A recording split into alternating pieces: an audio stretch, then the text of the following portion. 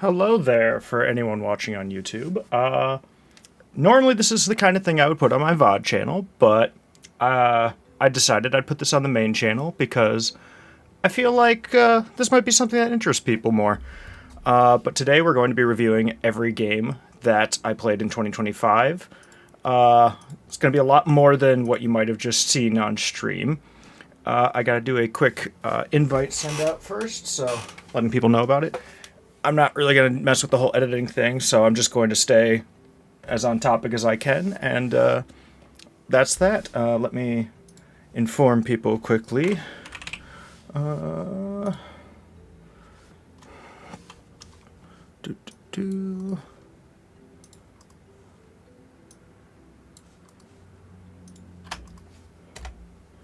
All right.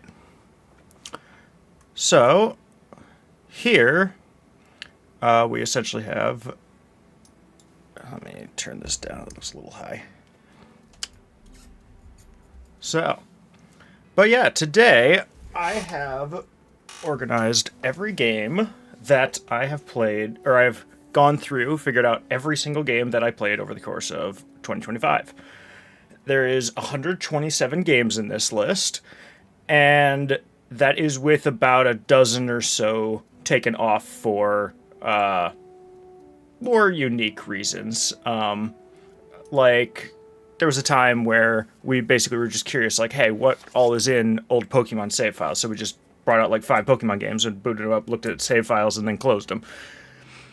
I wouldn't count those towards this, but every game that at least somewhat got played has made it into this list that I can think of. I mean, people have already. I thought I finished this list like a week ago, and people have already added another like 10 to that because I was like, oh yeah, that happened, that happened, that happened. So today I'm just gonna kind of quick review all of them. In general, there's not too many that I'm thinking I'll be putting in the bad categories, so I made way more of the categories about how good it is. I'm just doing this in Photoshop instead of on the actual tier list site or whatever, because this was something I feel like I could customize a bit more. I do have two separate categories here. Normally, when people do stuff like this, they just have the games they played, and that's pretty much it, or the games they beat. But I played a lot of multiplayer games, so you can't really beat a lot of those. But on this, what I've decided to do is just kind of split into two sections. So, games where I played enough or beat them that I feel like I can properly rank them, and games that I kind of did more of a first impressions type thing will be in this section. So, games will be divided amongst those two categories based on just how much I feel I played them or experienced them. And some games, even if I feel like I could arguably put them up here, if I really did only just play them for like 10 minutes, they probably will just be in this bottom section. But yeah, they aren't really in any particular order. They're just kind of put in here as I got the pictures prepped for them. Oh, this music's a bit louder than I thought on my end. But yes. So, let's just... What did I pick? Donkey Konga 2. That one I feel like we played enough to give a proper ranking to. It is a fun game. Is Donkey Konga... We also did Donkey Konga 1. Is that hiding in here? I might have to unbury it somewhere. Or what's that? Oh, that's Rescue. No. Oh, here it is. I pretty much put these completely together. I don't view any significant difference between them, other than just a new track list or something. These games... I like rhythm games, but these ones kind of have a more basic soundtrack. The gimmick of using the bongos is fun, but the games themselves aren't really anything too crazy. It kind of is... I don't know, I feel like it's a very simple party game. Like, it didn't really, like, catch my interest to, like, such an extent that... Like, it's not bad, really, but I wouldn't say that it's one that I'm, like, going out of my way to play more of. And so I'll be putting it in below average. Here, a more recent one. We did Absurd Trolley Problems, which is a very goofy one. Essentially, it gives you the trolley problem of somebody's tied on the rails. You could do you let them die, or do you move the train to hit another guy or something like that? Or there's multiple guys. And it basically just goes through more and more and more stages of how weird and crazy the theory could get. It's just a browser game. Maybe it takes 15 minutes. I think it's a pretty fun one. I would say it does exactly what it meant to do. And it was pretty fun.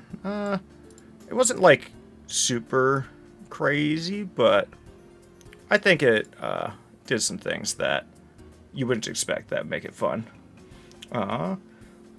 Let's get into games I played like a more extensive amount. Gravity Rush. I played the entirety of Gravity Rush last year. This game was very creative. It had a lot of really cool ideas, a nice aesthetic, really loved the soundtrack. I played the Vita version, and unfortunately, I don't know if the remaster fixed this, but the menu in the game for unlocking your level ups, or basically spending your experience or currency to improve your abilities, I didn't discover that until chapter 19 of, I think, a 22 chapter game. And I was like really struggling, and it was getting to a point where I was really close to dropping the game numerous times, and like fights were like unbearably like try again, because essentially the mechanic is that you control gravity, so you can hover, but then you can choose a point to have gravity focus on that point. And what would happen is that ability is on a timer, so you could maybe use it for like 3 seconds and then a 5 seconds to recharge it. And that's what you start the game with. And I nearly got to the end of the game still with that, and they were putting me in scenarios where that was just like not feasible at all. And then when I found the upgrade tree, because it is kind of weirdly buried in the menu, because you go to like the regular menu screen and everything seems fine. You got all your options on the side, you got the map, all that. If you use 2 fingers and flick up, which there's no indication you need to do this, that's how you get to the level up menu. So I just kind of discovered it by accident. And then for the last bit of the game, I found, oh hey, it's like 1 second to recharge, and you can use your ability for a minute, which is drastically different from like a 3 seconds use 5 second cooldown. And I feel like if I had known that throughout the game, I would have gotten a lot more out of it. I still think it's really fun. I'd recommend people check it out. I think it's a great game that a lot of people would enjoy. Just be aware of how to level up things. I will say it still gets a bit repetitive over time. It does take quite a while, and there's a few things that are kind of more fetch questy, but it's a really cool world. I also can't say a lot of aspects of the story hook me a ton, but I'm hoping the second game is a bit more interesting. I'll get to that at some point. What's another one we did? Yes, I did nearly all of Echo the Dolphin. I did like, I want to say 2/3 of the game. It's not a super long game, it's just a very cryptic game.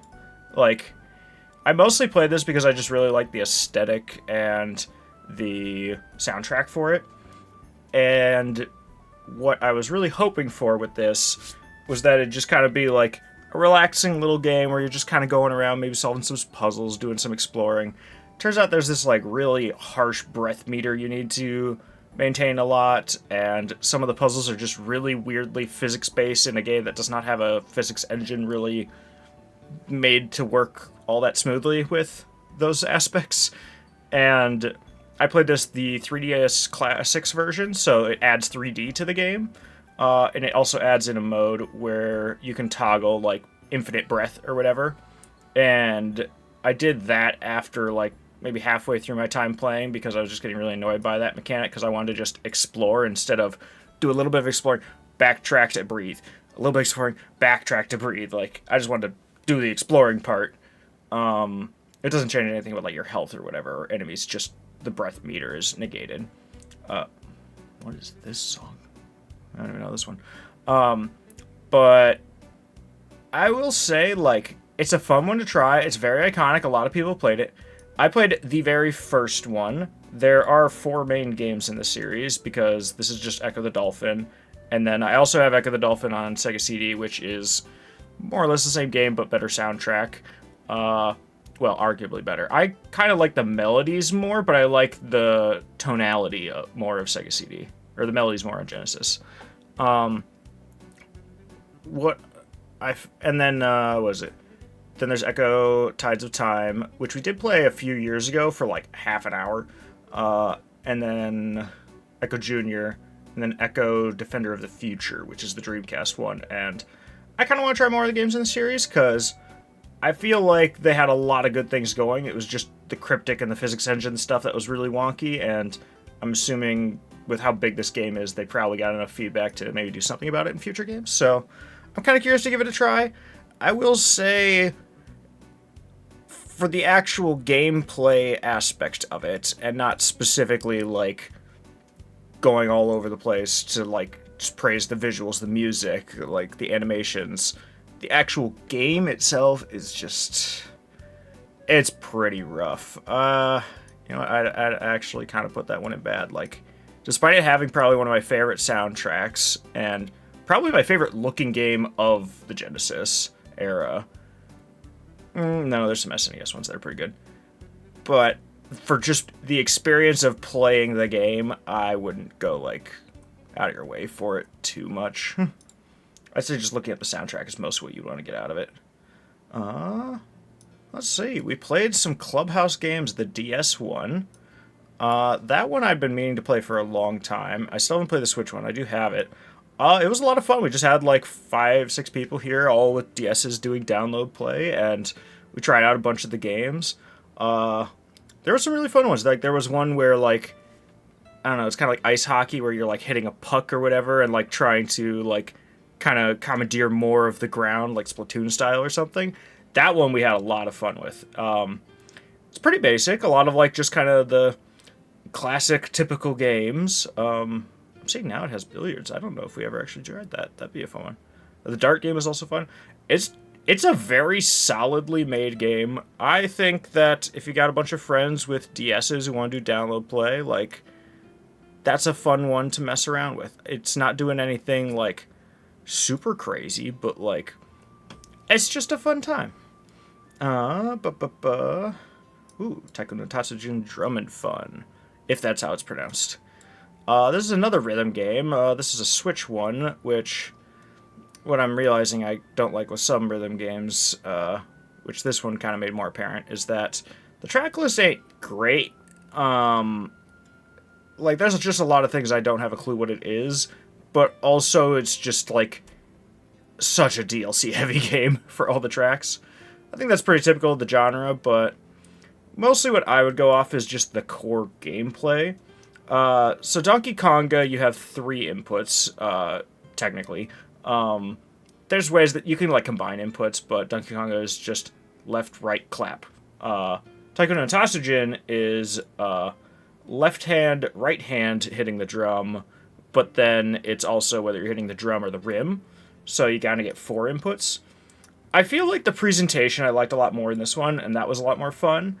The difficulty was also felt a lot more harsh. Like, you have to really be good at this one. Donkey Kong, you can kind of just goof around and, like, you're still doing something. And Donkey Konga had some, like, good kind of competitive aspects to it, because you could do 2-player, or even more, probably. Taiko no Tatsujin, we also didn't play with the drums. We just played with a controller. It's fun. I don't know if I'd, like, go out of my way to, like, say you gotta play it. If it looks fun to you, then it might be fun to you, and you try it. But it's a pretty average game for me. Oh, the second one. Okay, yeah. So we played the Pajama Sam games. We just finished 3 a few days ago. That's in 2026, though, so that won't be on here. But the second game, it's just kind of a fun little puzzle game. I don't know how many people would go out of their way for it if they aren't nostalgic for it, because I think it's from 99. But it's just kind of like a fun little puzzle game for kids. We were a bit nostalgic for it because we had the game when we were younger, me and my family, and we went back and revisited it. And I will say 2 is probably the one I found the least interesting of the 3 we played. It also had like one puzzle or 1 or 2 puzzles that were like real weird and like you wouldn't have really guessed it, which is odd for a game meant for such a young audience. Because we had like 4 people in the room, we could not figure it out, and we were all adults. Otherwise, I kind of like the vibe. It was fun. I'd say that it's a fun little game to try. If you're nostalgic for it, or if you got a kid you want to play it, I think that's a fun one to put out for them. Oh yeah, this one. So we actually played a few Sonic Game Gear games. We didn't beat Sonic Drift. I don't know if that was beatable. The other one we played, which was Sonic 2's Game Gear version, that one we did get to like the second to last level, and then we just moved on to another game. I don't know why we stopped at that point. Sonic Drift was fun though. It's kind of like one of those like real old school driving games, kind of like no, not Burnout. Is it Burnout Paradise? No, that's the other series. Why am I not thinking of it? Well, it's like the ones where it's kind of got like that weird parallax for the road or whatever. I don't know, maybe like Road Rash or something. It did it pretty well. I will say I'm surprised that it ran on Game Gear, but we played it on like the PS2 Mega Collection, so it was probably running a bit better than Game Gear would have handled it. It was a pretty just you see what you see is what you get kind of game. It didn't have a ton to it. I'd probably put it kind of like more in below average, but for like the hardware of the time, it did everything it needed to do. But it didn't like wow me to an extent where like I had to get more time in on the game. Let's see. This one, at the time of the stream, we are maybe halfway into this game. But we did a lot of our playtime in 2025. But we're playing Fire Emblem Path of Radiance, which is my first Fire Emblem game. Technically, at least I think it counts, because I never know how it's pronounced, but like Thracia 776, I played the first level like years ago. And when Fire Emblem Awakening was new, I played the eShop demo for like half an hour. And I don't think those really count. So this is the first time I'm actually really playing one. We have some regrets about playing it on hard mode, but what my friends who are playing it with me are saying is that that's actually still easier than most other games in the series, unless you get to a lot of like the 3DS ones. But it's been a real fun time. I kind of like how the the tactical side of it. The story's pretty fun. Kind of seeing like how all the different things go, because it kind of does it in like more of like a lighthearted political kind of format, I suppose. But it's interesting to follow, and I'm getting a little bit better at the tactics. It can be like real close on some scenarios, at least on hard mode, and I'm kind of interested to see how it goes. But I feel like I played enough of this that I can give it a pretty good idea. I would say, and I'll move things around later, probably. This is definitely going to be the highest one so far. I'd say that this is a pretty great game, and I think it also just came out on Switch 2 Online, like, this past week, but I'd recommend this to people. If you are ever in the mood for a Fire Emblem game, that's a pretty good one to go for. Real expensive on GameCube, but I think it's on Switch 2 Online now, so you should be good if you want to play it there. What did I grab? Oh, hey! Another game that we are... I would say we're about 3/4 through. We also started this in December of 25. L.A. Noire. This is actually my first real Rockstar game I'm putting much time into. And it's a 1940s detective game. And you're basically just going through all these, like... It tries to be, like, kind of a more realistic style. It's not, like, trying to be goofy and cartoony or anything, or, like, very gamey. Like, it's actually trying to feel like a real lived-in world with like real people and like real experiences happening. And I think that's like a really cool way to handle it. It's got way more content than I thought it did. But what I've been playing so far, like, this is a very good game. I think I'd put this up here with Fire Emblem Path of Radiance as probably one of my favorite games I played last year. What do we got here? I was debating if this could even be on the list. So during our itch.io streams we've been doing, where because of multiple bundles they do, where like they have thousands and thousands of games for like $5, I've got 3,161 games on itch, and I maybe know like 20 or 30 of those games. So we've been going through with a rule that the games we play are only games that everyone in the room does not recognize. And one of the ones we found was Desktop Goose, which is arguably not even a game, but it basically, actually, you know what, so it's this little guy. No, I won't mess with the mods. So he'll walk onto your screen when you trigger him, and he just wanders around. There's like mods, but they kind of started breaking, so I don't use them too much. But basically, he'll just wander around. Sometimes he'll quack. Sometimes he'll drag like goose memes onto your screen. Sometimes he'll get mad and take control of your mouse. But that's him right there. It's just a really goofy little thing. There's just got like kind of a lot of like little bits of comedy to it, and sometimes he'll like track a mud around. You can get him to like play fetch or whatever. You can put like mods that make him more aggressive, but I think it's just a really funny thing. Yes. And then if you close any of his windows, he will get mad at you, and he'll take the mouse, and you do not have control of the mouse until he lets go of it.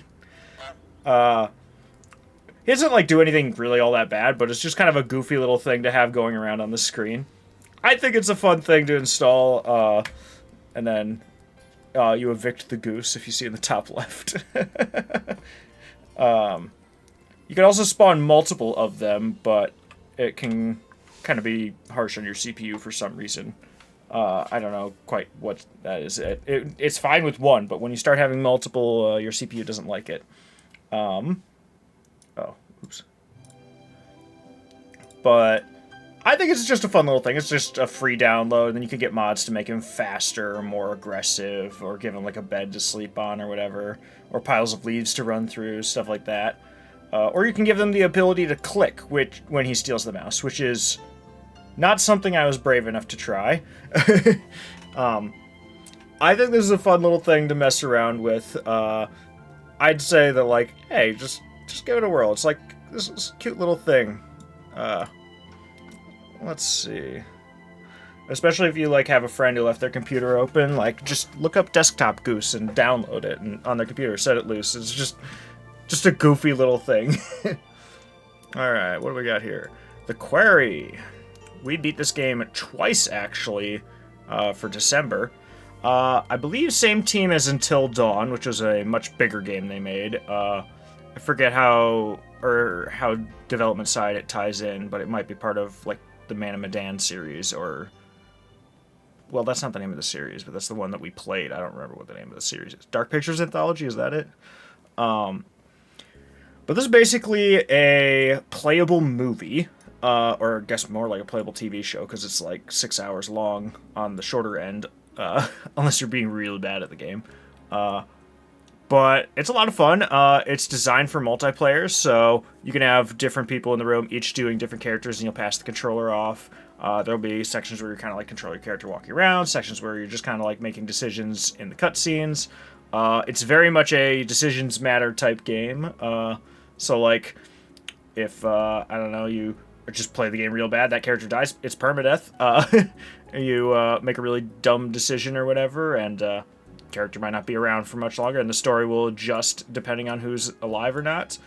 And it'll kind of give you, like, a neat, like, wrap-up or whatever. Like, it's cool. The credits to the game have different podcasts detailing people reporting on the incidences of what happened in the game.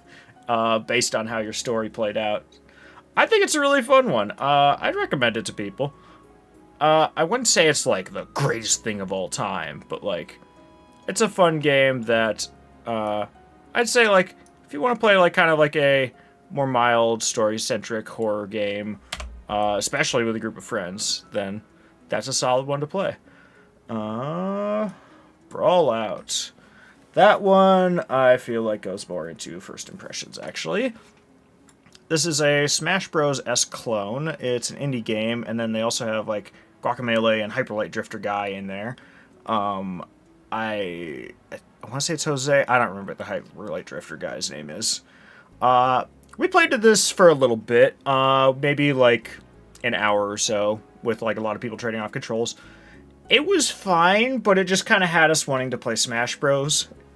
Like it was like a fun little experience, but I wouldn't say it's something you have to go out of your way for. I think it goes on like very frequent like dollar or two sales, and like I'd say mess with it for that price if you want. If like that's the type of thing that really interests you, but I wasn't like super blown away by it. What do we got here? Ooh, Infinimos.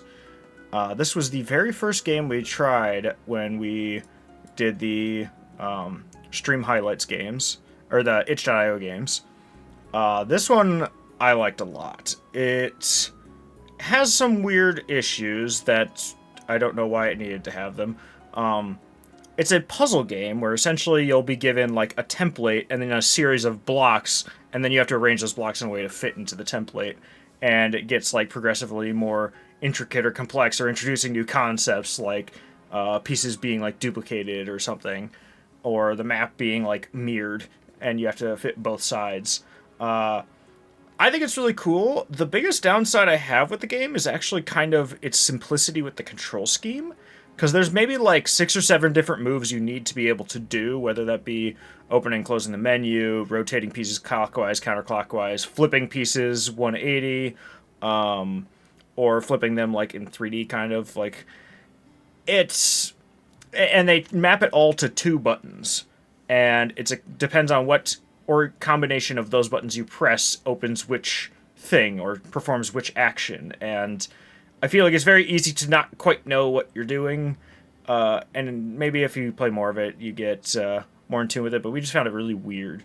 The aesthetic of it is really nice though, and I will say, if you are a stickler for storage space, this game's got you covered. I think it's 1 megabyte. It is a very small game, and like I'm surprised how much they threw into it for that. But it's got a cool aesthetic. It's a fun one. I think I'd actually recommend it to people. I'd say if you want to mess with a fun little puzzle game, that's a pretty solid one. You just got to get your head around the controls basically being how many combinations of 2 buttons you can manage, whether it be pressing or holding or the scenario where you press it or whatever. It's interesting. Let's see. Ooh, yeah, we could do those. Where's... Here we are. So I played both Metro Last Light and Metro 2033 Redux this past year. People who have paid attention to the channel for a long time will know that a very long time ago, I also played both of these games. Last Light I played for like an hour or two. Then someone in chat came in and told me, hey, what did you think of 2033? I didn't know what that was, so I dropped Last Light and then played 2033, but then Steam deleted my save file when I was like 3/4 of the way through, and so I never got to finish it.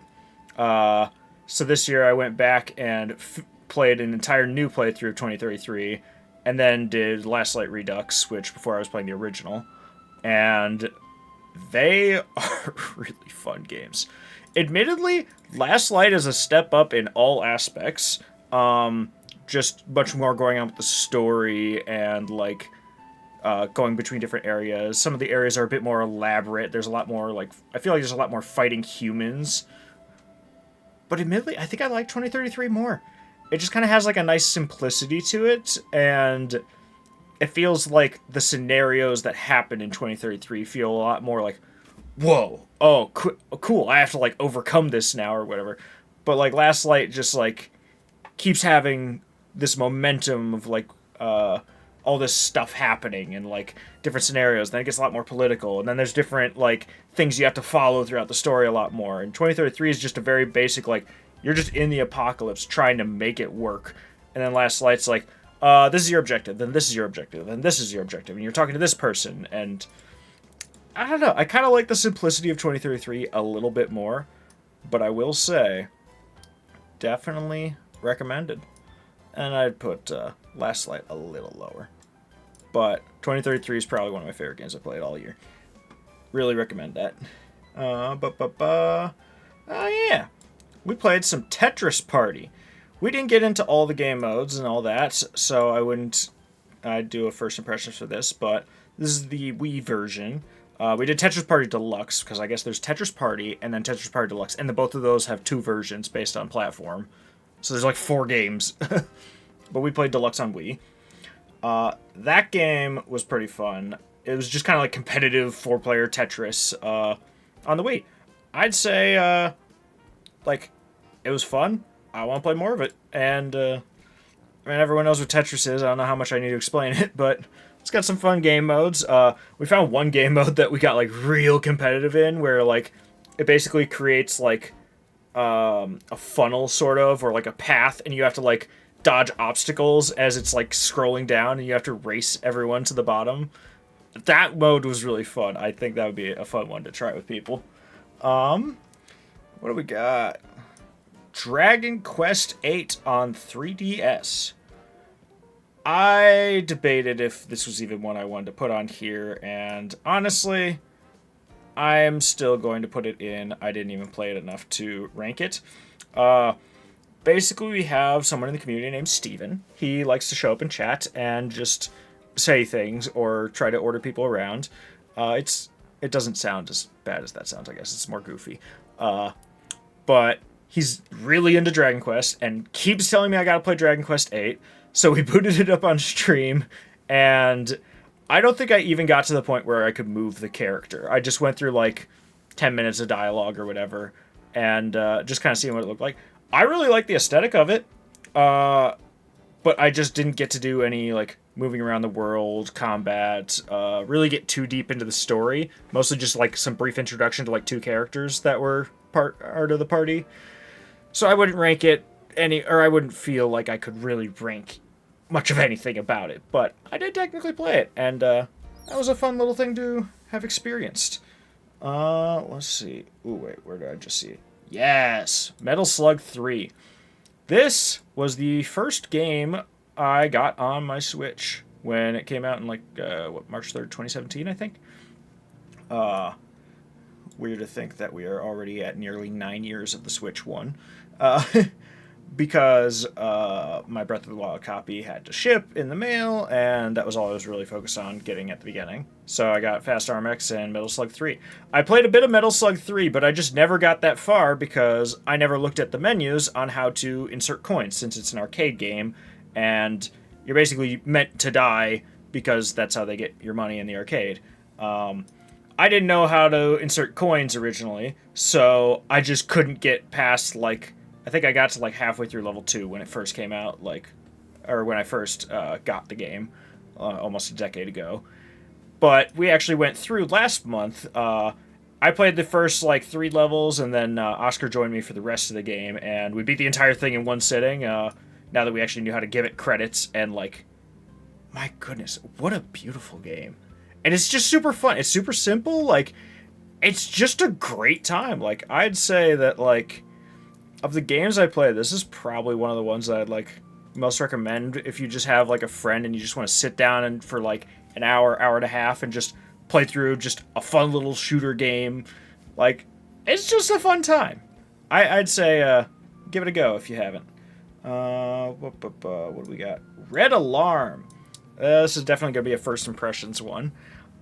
This is, I think, even to this day, still a Virtual Boy exclusive. It's kind of like Star Fox, like the SNES one, but if the polygons were, instead of being solid objects, it's just the lines or the edges of him. I forget what the name for that is, but it's seeing it in 2D, it's real jarring, but I was playing it 3D, so you could actually like get the depth perception and like see what's going on. I didn't play it that much, but I think I got to the first boss, which is like just the end of stage 1. I do actually want to play more of it though, because it seems like a pretty fun game. Like, not like blowing you away, not like the greatest thing ever, but I'm kind of interested to give it more of a chance and try it out a little bit more because it seemed fun. Star X. This one's weird because it is actually really hard to find information on this game online because it keeps thinking you're talking about Star Wars or Star Fox or something. But the game is literally just called Star Space X. This is what is the one game? I want to say it's like Harrier or something, an old arcade game. It's kind of like that mixed with Star Fox in a way. But you're kind of like a ship going down a path, and like there's all these obstacles, and you can shoot stuff. And it's a Game Boy Advance exclusive, and it just kind of seemed like a fun game. Like I would try it again. I did not get far enough to do much with it. I suppose I will say it did feel a little clunky, but like I'm kind of hopeful for what's next. But starting out, like, it was a bit rough, but I do still want to kind of like try it out because like Star Fox on the go, that isn't just Star Fox Command or something, or Star Fox 64 3D, which is kind of just Star Fox 64 again, but like just kind of like its own unique thing, like on the GBA. Like I think that could be a fun one to mess with more. Oh hey, the other Game Gear Sonic game we played, the one we nearly beat, Sonic 2 on Game Gear. I will say again, like, it is still its own thing, like its own level if you want to play Sonic games. The big issue I have is just that like you can't see very far in front of you. The game doesn't run super fast, I suppose, and you run into like some issues with the game being kind of like too zoomed in to make sure that like the full resolution of the characters can be shown or whatever, so they get more detailed sprites. It's fine. I'd say, like, if you got a Game Gear or Game Gear Mini, like, give it a whirl. It's, like, an hour long for the entire game on a first playthrough. It's fun, but I would say it's pretty much just what you think it'll be. That's probably about what it'll be. Ooh. This one. Mother 3, which I got a Game Boy adapter for PC, and this was just a game I decided to try with it because I've been meaning to try this. I haven't really put in my time yet. I kind of just walked around the first, like, 2 areas, talked to a lot of people. I will say, like, it seems really fun. Like, I didn't really get too much into, like, combat or anything, but, like, just the aesthetic of it, the personality, just, like, some goofy little quirks with it, like, I'm actually really curious to try more of this game. I already knew it was a game that I like really wanted to play, but I was very impressed with like how much of like a good first impression it had for me only playing maybe like 20 minutes of it. What else we got on here? I'm picking at some of like picking apart a little. Deadhead Fred. Now this is a game. This will be a first impression. This is a game I was looking for a long time because it just seems so unique. I don't see like any other games quite like this. It's a PSP exclusive, a bit pricey. I think it was like $40-50. But it's a beat 'em up game that has just like really high production value. It's like kind of like noir, like 1940s era, 1930s maybe. But essentially, you're just a cop who died, and a scientist is like, okay, I put your brain in a jar and back on your head, and then I was able to bring you back. But then the gimmick is that, like, you take the heads of monsters and then put them on over your brain, and then you get the abilities of those different monsters, and it's just kind of like a beat 'em up, but, like, it's, like, very cinematic. It has, like, a lot of, like, elements to, like, the combat or whatever. And it just seems like just really, really weirdly high production value. Like, a lot of, like, even, like, first-party, like, games I played in this era, like, I feel like did not have the production value of this, like, random PSP game no one's heard of. And I definitely want to give that more of a whirl. Like, as far as PSP games go, that's probably one of the ones I'm most excited to put more time into, because left a really good first impression. It's just real interesting, and I kind of want to see more of what it has. Let's see. I Am Not a Robot. We beat this game right after Absurd Trolley Problems. We thought Absurd Trolley Problems was like, okay, cool, it's like 15 minutes, and then it recommended this by the same developer. And it was not 15 minutes. We did not have 15 minutes available, and we sat down and played it for like over 2 hours. It's basically CAPTCHAs, but like, how cursed and just like out of left field can they continue to be? Like, it'll have you like do the regular CAPTCHA, but then it'll do CAPTCHAs where it's resetting. Then it'll do things where it's like has you pick between blueberry muffins and chihuahuas. It'll give you like just a chessboard and you have to play chess. It does like a DDR level at one point. Like, the less you know, probably the better, but I'd say this is like a really fun one to mess with. There are probably parts that you'd have to look up that are very tricky to do on your own, but I will say it's a really fun, like, 2 hours. Maybe get down with a few friends and play it together.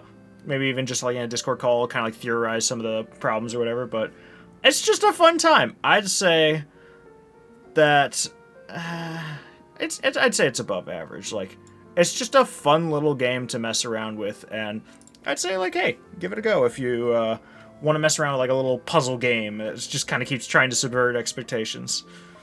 What do we got here? After the Fall. This game, I think we played a lot of in 2024, and then we kind of just stopped playing it in 2025 at the very beginning, and then we went back and finished it in like November, December, something like that. So I believe I think it's Sunset something in VR, just like a really popular like shooter or like gallery shooter. This is basically they made Left 4 Dead in a winter apocalypse in VR, and then you get like a party of 4 together, and you just go through all these like little levels, and it can actually be like really tough. But as far as like VR games with like shooting elements go, this is probably my favorite one so far. I think I might even like it more than Robo Recall. But also, like, I haven't gotten super deep into VR. I'd really recommend it to people, especially if you can get some friends together for a group. If you boot up the game, there's always people who are in the lobby looking to build a group, but you get a lot of like gun and costume customization. There's a lot of like cool like ways to take down certain enemies, and like it's got some like looting stuff to it. It's a fun time, not super long. Main issue I'd say with it, which is kind of why we initially dropped it, is if a player is missing, or every player needs to have unlocked the next level in the story themselves in order to play it. So like if somebody misses a session, suddenly the group will have to go back and play like 2-3 levels again with that person, so that that person can unlock those levels to play themselves with the party. So progression got kind of halted by people not being able to attend, but certain times. But we kind of got over that, and then we went through and saw it to the end. Pokemon Colosseum. I'm going to say that this is one that I didn't play enough to properly rank. So we booted this up just to connect a GBA to it, and then fight Pokemon in like the multiplayer mode. We didn't actually mess with the story mode of it, like, which is probably the main thing people associate Pokemon Colosseum with. We played it more like Pokemon Stadium 3, which I think technically it still is, but that's not really the focal point of it since it's just got its own story mode. But that was fun. I mean, I kind of let Oscar and Randy take more charge on that since they cared a bit more. It was very weird because I feel like in Pokemon Stadium 1 and 2, which, we'll do that one next. I feel like when you connected Pokemon games to that, they like kind of balanced out your Pokemon so that there's not like one side super overpowered. But in Colosseum, you had to specifically have Pokemon within like the level range it picked in your party, or they would just not be usable. So like if you try to go in there with like a party built for endgame that are all like level 60, level 70, Pokemon Colosseum is like, okay, they have to be level 50 or 100. Those are the only two options. And then all your NPCs will face with that. So with your party of like 50, 60 level Pokemon, you could have gone in and the only game mode you could use them in was where the opponent has a full team of level 100s. Or you had to build a party where none of them were above 50, and then you could fight it, but it wouldn't bump them up to 50. And if you tried to bring ones above 50, it wouldn't lower them down to 50. So, like, he had to go through, like, his whole Pokebank or whatever just to, like, try to figure out what we could even use. And, like, most of his party was in, like, the mid to low 40s against, like, a full team of 50s. So he was already kind of at a bit of a disadvantage, but that was, like, the only way it was letting him bring those Pokemon into the game for the versus mode. And that was weird. Pokemon Stadium 2, we did a little with the story mode. Mostly we played the minigames. I'd say it was pretty fun. It's kind of what you expect, but I've played enough of it in the past that I feel like I could put it up here. I don't care too much for the main battle side of it. I mostly like the minigames, so that's kind of most of what I'm familiar with. Pokemon Stadium 1 and 2 both have pretty fun, like, just 4-player minigames. I will say I like the ones in 2 a little bit more, but I'd say it's a pretty fun time, and it's kind of like a cool aesthetic and era of seeing the Pokemon.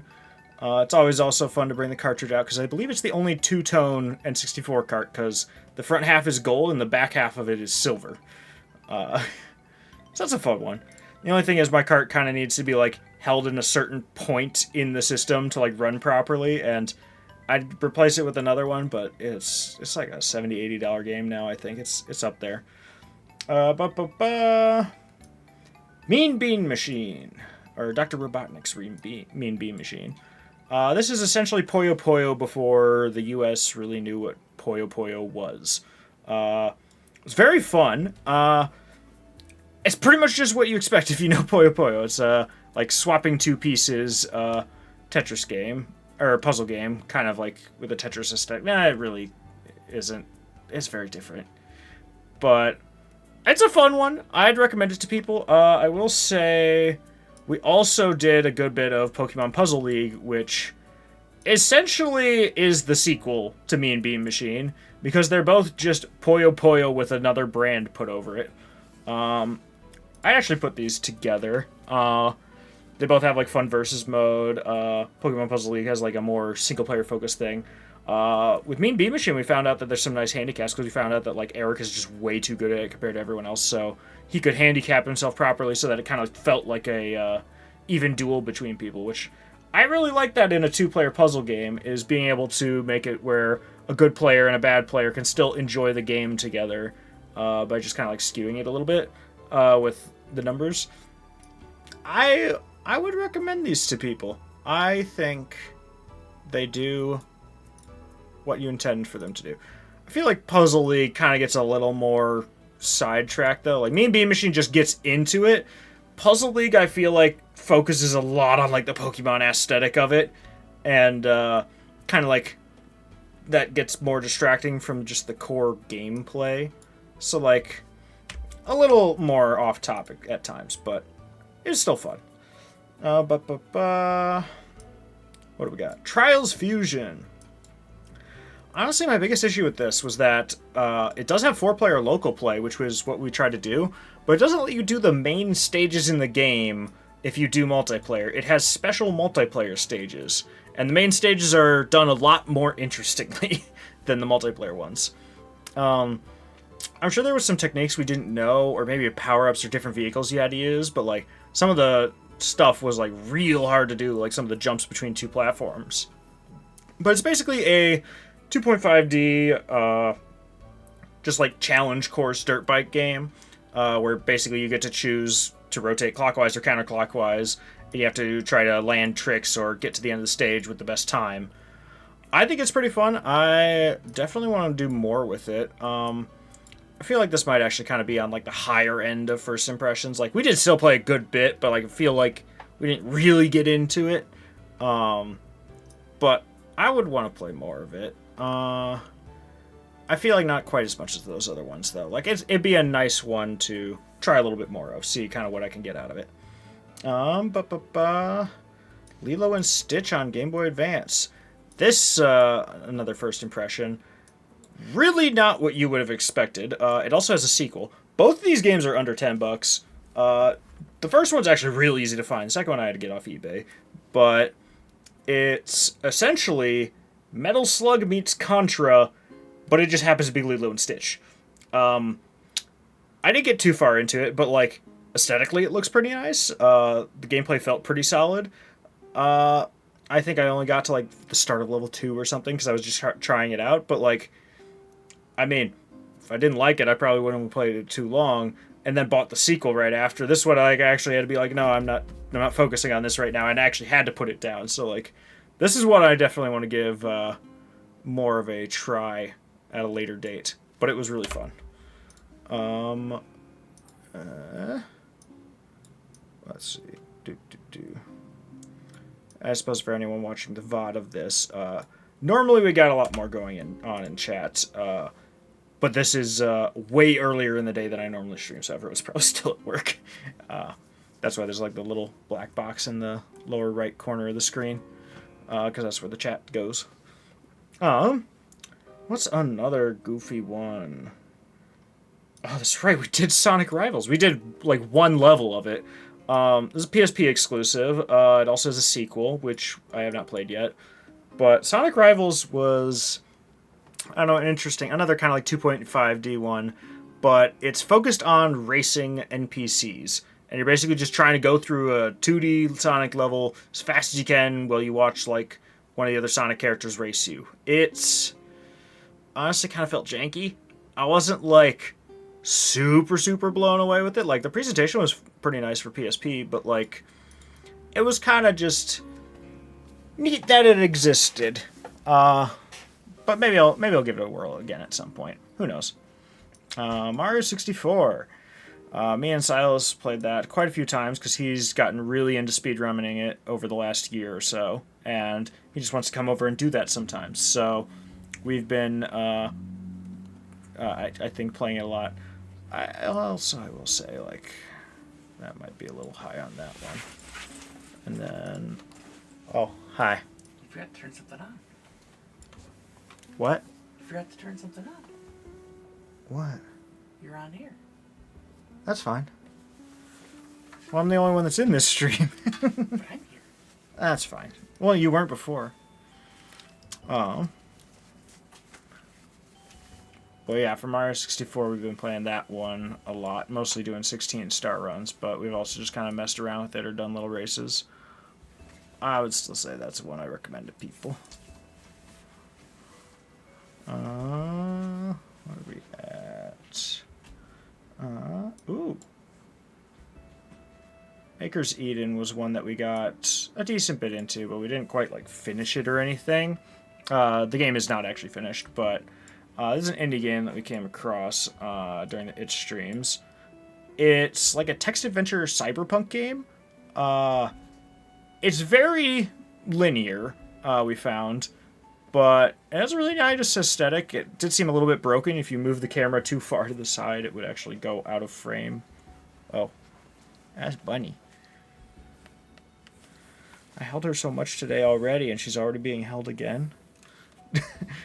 No one's even started in chat yet. Oh, now they can see the bun. The bun. The bun. Yes. She's being goofy. She was being silly earlier. I put treats in her hay, and then she couldn't figure out where they were. But yeah, Maker's Eden. We did not play much of it, though. When we looked into the reception of it, everybody hated this game. But it wasn't for the game itself. It was because the game never got finished. It was supposed to release 3 chapters, and they finished chapter 2, and then I think they're on like 8-9 years of silence now. And it doesn't look like the game is ever getting finished, and it left on a cliffhanger. We probably got halfway through chapter 1. Like, everything we saw was really great, but like the fact that like it just ends halfway doesn't make us like super excited to play more of it. So, unfortunately for how cool it is, I probably just won't play it again. Let's see, what do we got? Blue Fire. This was a 2024 game for me, but I did end up doing my last session of it in like the second week of January. So, technically it's 2025. This is probably one of the games that for the longest time I was the most excited about playing. I just everything about it looked so cool to me. It kind of had like that Dark Souls aesthetic, but it was like a little bit more cartoony. But it was mostly a 3D platform with a little bit of combat to it, and just like some Zelda dungeon type stuff. And like so many elements of this are so cool, and it just plays real smooth. It was a great Steam Deck game. I'd recommend it to a lot of people. My big issue with it, or my two big issues with it, which is why I never actually beat the game, I ended up dropping it because I was getting very frustrated by these two issues, is the save points in the game.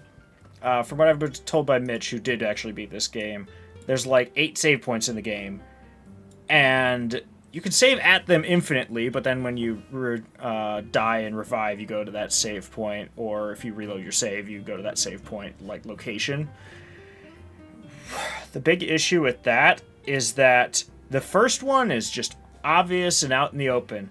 All the other ones are just, you gotta find them, and they are not easy to find. I didn't find a single other one. I got about 2/3 through the game, didn't find any save point but the very first one. And the game can be very difficult at times with the combat. So what I was finding is that, like, I'd die, and then it would send me back to the beginning of the game. I'd have all the progress, but I would then need to walk all the way to where I was. And a lot of areas can kind of look a bit samey, so it can be hard to figure out which way is the right way to go. Which is the second issue. There's no map in this game. Apparently, the developers have specifically stated that they feel it is not the vision they have for the game to have a map, and I just feel like that's not a great idea. Maybe if there was like more visual diversity between areas, that would be good, but like area to area, like there's good visual diversity, but it's like the 5-10 rooms connecting each area that will all just kind of be very samey, and then you'll just kind of get twisted around in those. Where I was like having more issues. So a lot of it was really good, but just having no clue where I was going and being set back so far every time was like a huge detriment to the game for me. Maybe if they made like a mod with maps, or maybe if I play the game with a map pulled up, I'd enjoy it more, but like having a poor sense of direction was definitely the big issue with the game. However, everything else, I'd say it was actually pretty solid. I'd still recommend it to people. Just have a map pulled up, unless you just really want to get caught on things that are kind of dumb. Hyper Gun Sport. That was another one of the indie games we found. This is a 1 to 4 player, primarily on teams of 2. Tennis game, essentially? But you're using volleyball game, but you're using guns to shoot at the volleyball. So,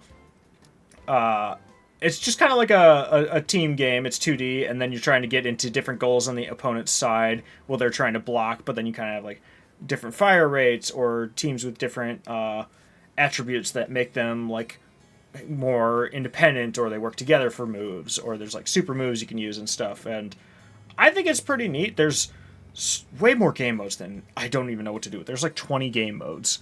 But it was a fun one. I would say that give it a try if you want. The physics were a bit janky, and matches did kind of feel like they went a bit long. It wasn't like the greatest thing I ever played, but like it was fine. It was like a fun game, but nothing I really want to go back to all that heavily. Myst. This is the 2021 remake. That was originally for VR, and then got ported to PC, so we played that version. We tried the VR version a little bit, but like we just decided to do the just Xbox controller on the TV method. We did the entire game. I had never played Myst before. I'd heard a lot of good things. I always am intrigued by puzzle games, but I always feel like I'm just way too bad at them, so I don't really delve into them too deeply. And I feel like this is probably one of the best puzzle games I've played for, like, I don't know if I call it like escape room type puzzles, but like just kind of like observing your environment and like seeing how different parts connect to each other. I guess kind of escape room, but it's got like an entire island, and then it kind of goes in sections. And it's got like a cool story with like some mystery to it. The aesthetics are like really nice. I like how it looks a lot. I'd say that this is one that I would recommend to anyone. It's just a really solid game. Probably play any of the versions you want. There's Myst Masterpiece Edition, and then just Myst 21. Maybe Masterpiece Edition would be a little better than the original, but up to you. The game is very pretty. If you want something to play in VR, that's a solid one for that. You can take notes and stuff. I think in VR you actually like have a notebook you pull out and you can write in and stuff. Like, it's cool. We had like literal like notebooks around the table that we were like writing in throughout the game, and none of the puzzles feel like super obscure or like you're never gonna get them. Like, you can get through all of them, and like the game's only like 6-7 hours long, at least for us. I would recommend that a lot. It's very fun. Gore Melee. Or Melee? I don't know. That was a 4-player indie game we found that basically all the minigames revolve around food, and you're just all these really weird characters, and you'll just perform different things. So like there's a minigame where like you have to have chopsticks or whatever, but like you and a teammate each control one of the chopsticks in a pair, and you're trying to get like the best food items up to like the guy. There's one where you're all just standing at the table trying to like just moving each hand to try to bring like the biggest food to your character's mouth. It's very short. It's kind of like WarioWare-esque, but it's a very fun like 4-player multiplayer game for like 45 minutes or something. I'd say give it a try if you want like just a real quick like weird out of left field type multiplayer game with like 4 friends or 4 people total. Psychonauts. This game I'm a little upset with. So I soft locked this game. I tried so many things to do better with it, and it was just soft locked. There's just a sequence, maybe halfway or maybe even a third of the way into the game, and it just would not let me continue. Like, the boss wasn't spawning in, so I couldn't do anything. So I ended up dropping the game. It has a lot of cool with its aesthetics. I kind of like the gameplay, the world, the characters. Everything's really cool, but a bit into the game, it introduces a mechanic where, like, oh, you just have to grind for money or arrowheads in the game in order to afford things in the shop, and they're essential to the gameplay. But the thing is, you'll just kind of, like, occasionally get 1 or 2, and things in the shop will be, like, 800. And then you have to get an item that lets you dig for them in the ground. But it's really, really inconsistent. And I feel like almost half the time I was playing, I was just wandering around trying to grind for money with a mechanic that felt like it was just not working properly the whole time. Because, like, it does, like, the Marco Polo thing. Like, it'll vibrate more when you're closer to it.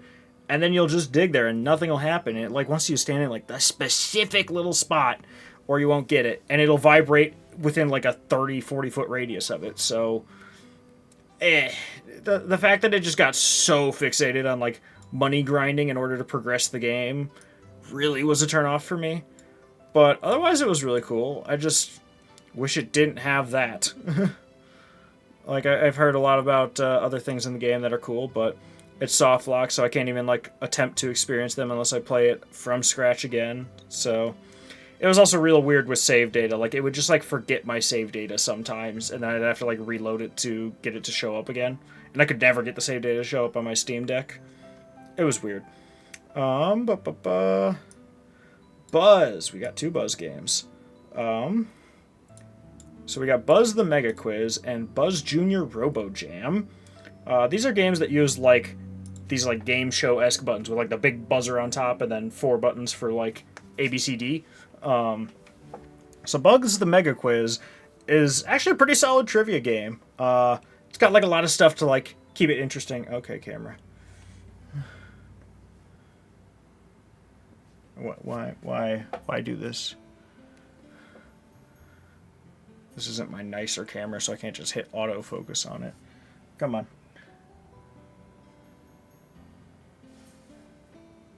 Did, like, something get on the lens? What's going on here? Well, either way, it's probably fine. It'll fix itself, maybe.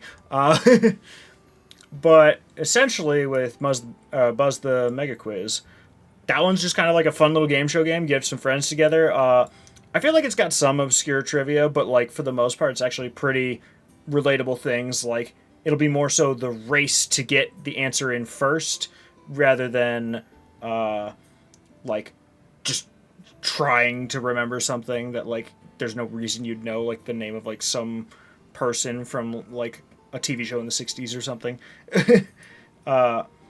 But I think it's really fun and well handled. I would recommend that to people. I know it has a newer version on PS3. I don't know much on that, but maybe I'll try it. We were afraid at first that we would all be really bad at trivia, so we tried Buzz Jr. K-Camera, why? Why are you so out of focus? Here, let me...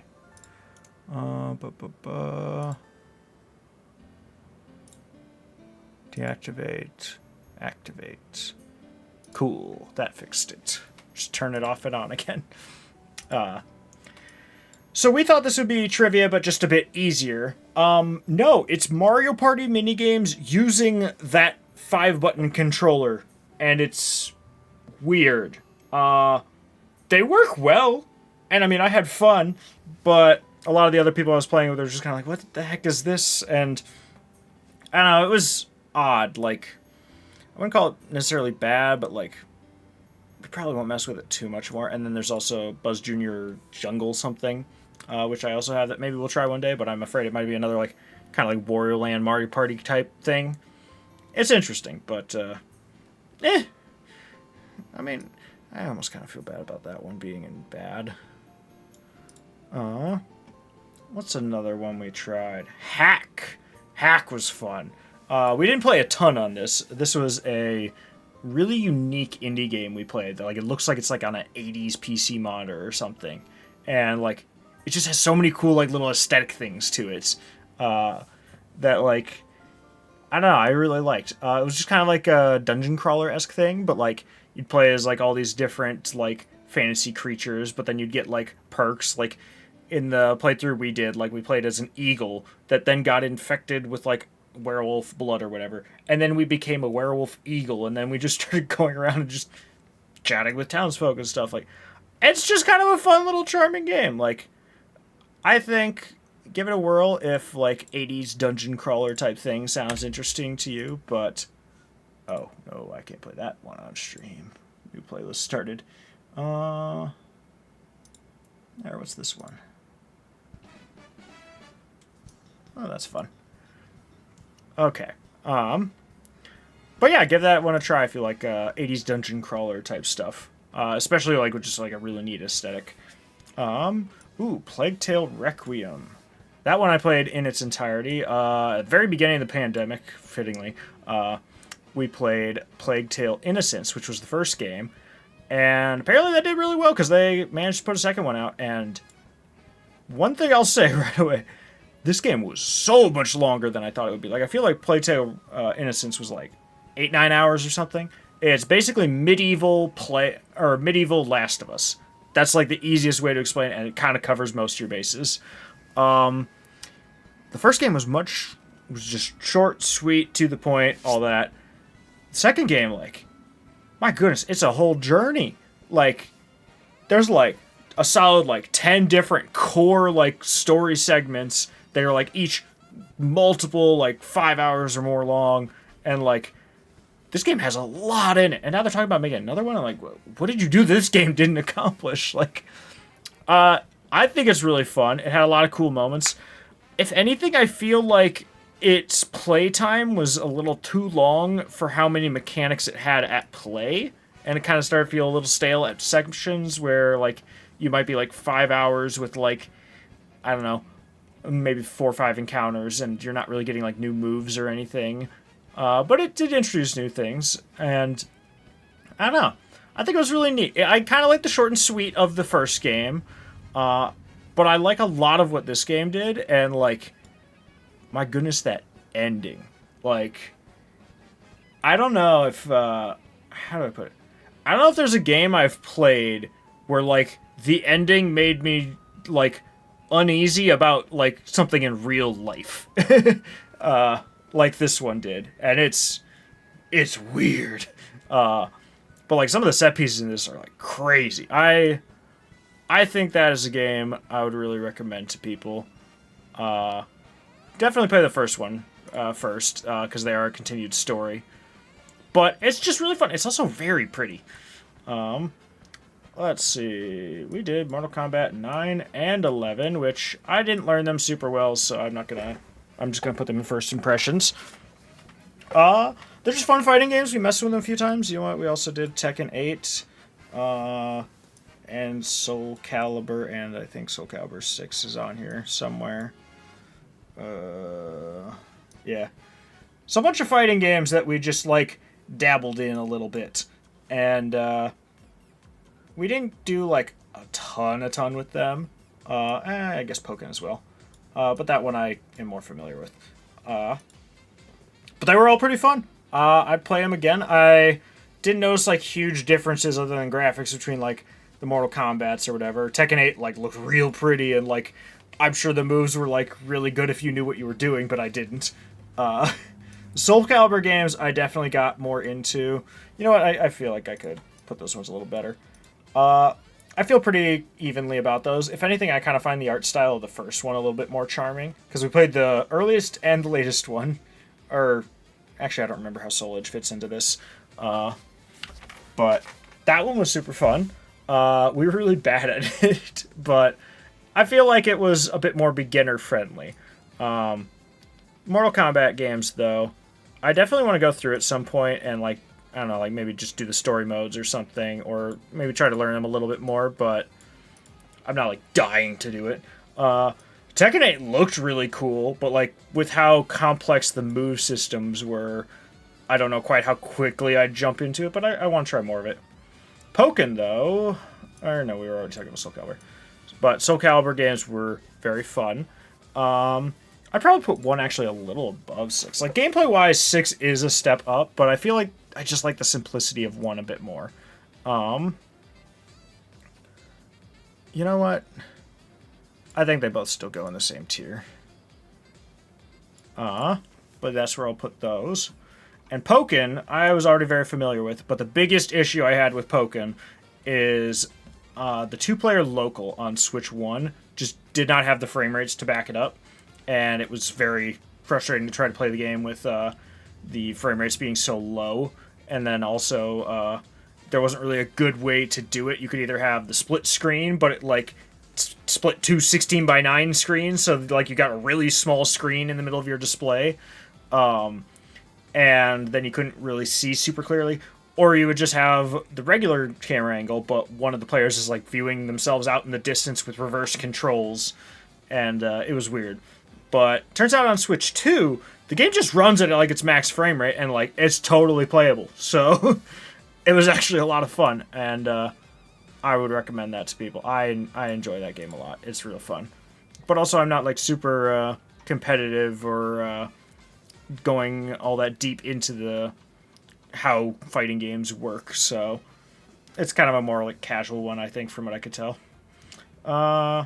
Ring Fit Adventure. I played a lot of that when it was new, and just kind of been trying to get into it here and there, because I definitely need to do more of this kind of thing. But like, this might be one of the best games Nintendo's ever made. It's just a weird concept, but it just works so well in so many aspects, and like, I feel like it's kind of got to go up here, because, like, it's one of those games you don't really think about, but, like, it just does everything it sets out to do really, really well, and it, like, pays itself well. You can even do, like, all these mini-games in it or whatever, and, like, you can play, like, essentially Beat Saber with it, or you can go in and, like, do little challenges or focus on certain things.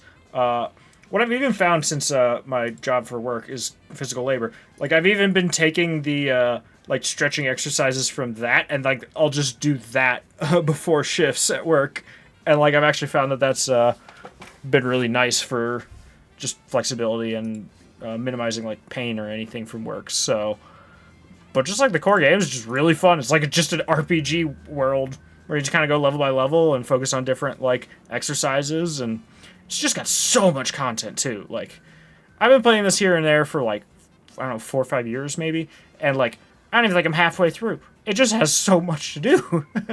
But very much recommend that to people. Ooh, Ultimate Chicken Horse. This one, I don't know if we really tried it at a point earlier, but this is just like a stupidly fun multiplayer game. Essentially, you're doing like a 2D level, and then everybody takes turns grabbing and placing an item on that level. You have the start point, you have the end point.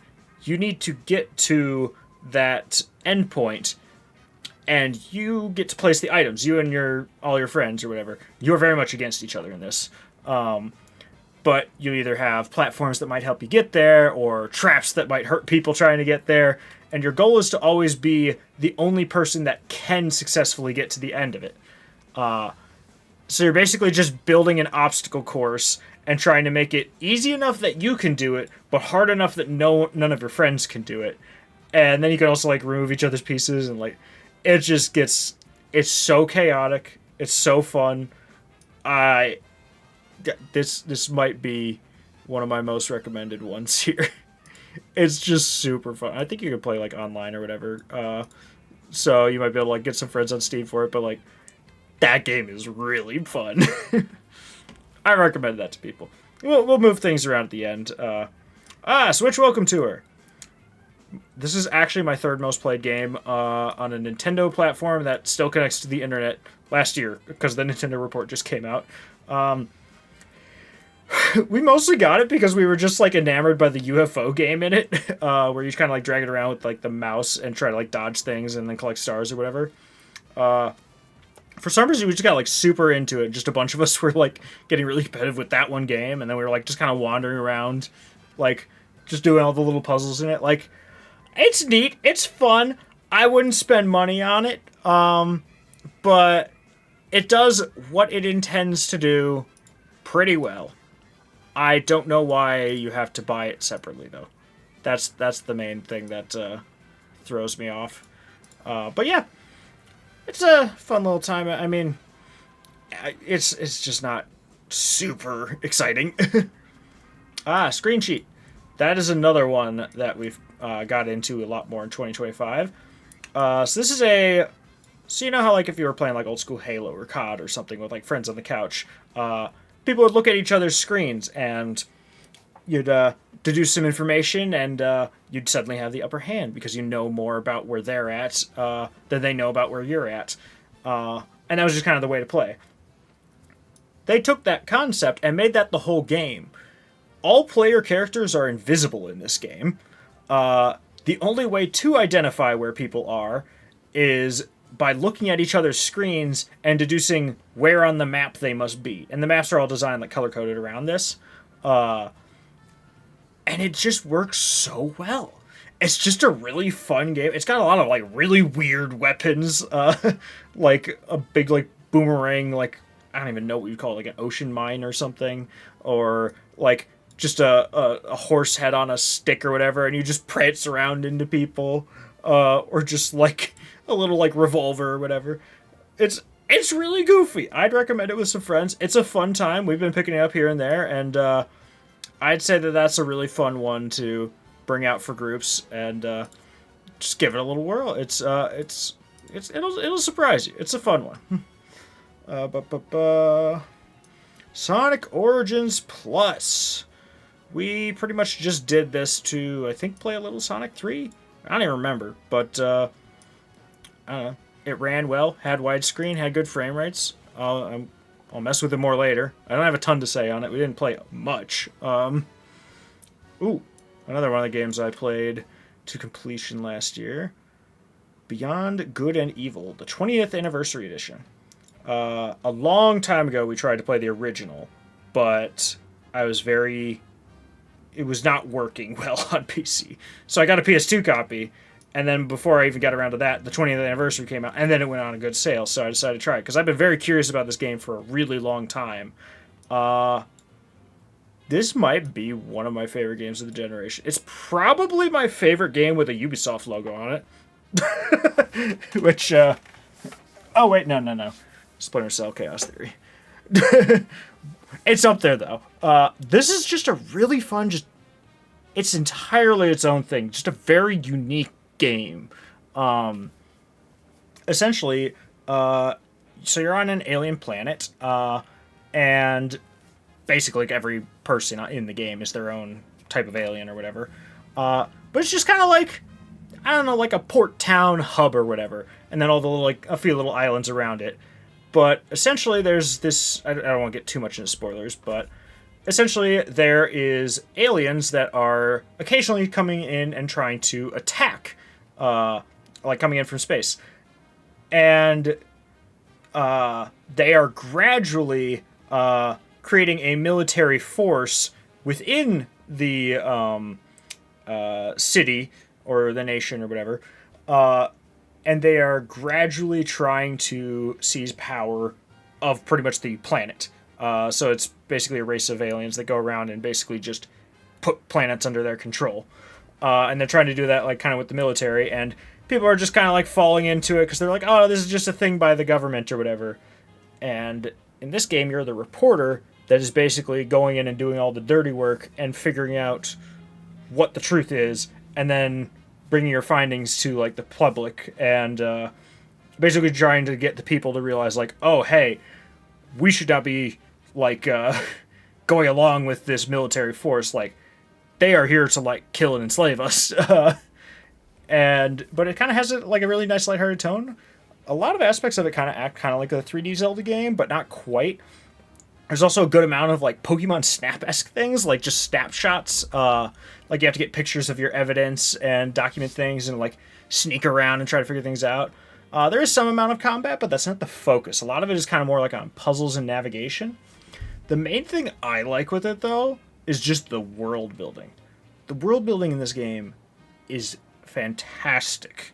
It's just really fun. Like everything feels lived in, down to earth. Characters have like really good personality. Like, it's just way more like relatable characters that just like feel like their own thing, like living in their own world, doing their own thing on their own schedule. Like, a lot of aspects of it are just really, really well done with that, and I'd really recommend it. I will say, on this 20th anniversary version, I forget what button on the controller they mapped it to, but like, if you press it, it gives you like a pop-up for the Ubisoft store or something, and it's like one of the basic face buttons. And so you could just like trigger that sometimes accidentally, and it's really bizarre and odd, but it wasn't that big a deal, but it was weird that they had that as a thing. Because basically, like, if you got an achievement in the game, in most games you'll press like the home button and then you can view what that achievement was or that trophy was. In this game, it makes your, I think, attack button or like use item button or whatever becomes the check the notification or check what achievement you got, and then it'll open like the Ubisoft launcher to like tell you about like this thing you got. And it's like, why did that have to be the attack button in the game? Why could it not just be like in the menu or something? Like, that was odd, but otherwise, really like the game. Really recommend it to people. I think that's a game everybody should try. It's not super long, like 10, 12 hours, something like that, but it does everything it means to, and then wraps up. There's also like some cool like puzzles and foresight stuff you can see, where like something like parts connect from like the very beginning of the game to like end game stuff. And you're just like, whoa, I didn't think about these two things like colliding like this, and they just do. It's really neat. All right, I Spy Spooky Mansion. Technically speaking, we didn't play this. We played the I Spy Ultimate Collection, or Duo Pack or whatever, which is this and like I Spy without a specific theme, I think. But the only one in it we've played was Spooky Mansion. And that was not what we expected. So we thought it would be just the typical I Spy, just like a big old like a photo, and you just like use the Wii remote pointer to like go over it. No, they built like full-on 3D dioramas, and you're doing like escape room type stuff in it. It's it's a cool idea. I like what it was going for, but some things were like weirdly hard to find, and most things were like stupidly easy to find.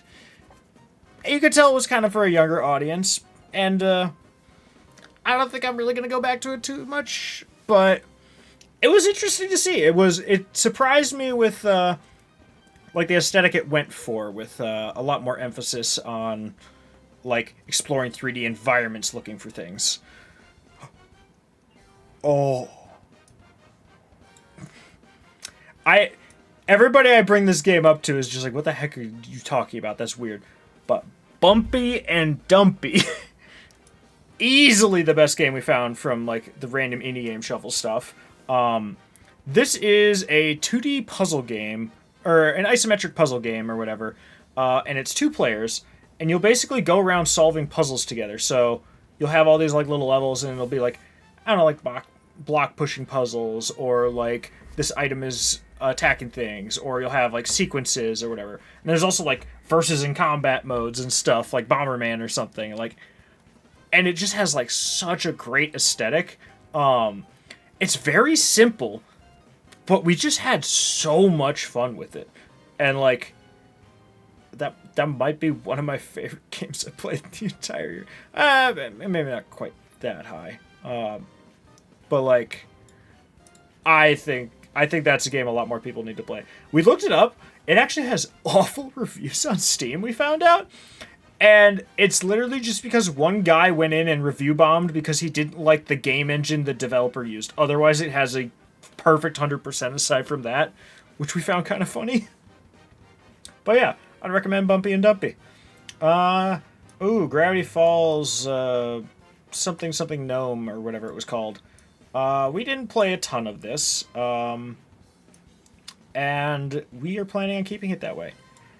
The only game Gravity Falls as a franchise got was a 3DS game. There might have been like some browser flash game type thing, but I don't know. The only physical release I know of is the 3DS one. And we tried that. It has the aesthetic down. Like, it looks the part, but it's not fun, like, at all. It's just a lot of dialogue. Very on rails, like 2D platforming. It tries to be kind of like Donkey Kong Country-esque or whatever, maybe a little bit of Metroidvania to it, but it's just really slow, just kind of walking around. And apparently the game's also only like an hour and a half long. We played it like 7-8 minutes, and we were just like, this sucks. I wouldn't really recommend going anywhere for it. It's not worth the like $70 asking price I think it is. GoldenEye Rogue Agent. This is the one that John's very nostalgic for. We played a lot of this at one point a few years back, but we tried again this year. We nearly got to the end of story mode, but the end of that does get really rough with enemy quantities. We mostly play the multiplayer mode, and the multiplayer mode is so fun. Just like tons of crazy weapons. You're just running all over the place. Like, it's just this like it's like a secret agent twist on Call of Duty or something. I don't know how to put it, but it was very fun. I recommend it to a lot of people. It's just a fun thing to mess around with. No, Steven, I'm not striding it over. I also have to generally stay on topic because I'm just going to upload this unedited to the main channel. But yeah, Rogue Agent I think is very fun. For the story mode, I bring it down probably a little. But that's a fun one. I would recommend that to people.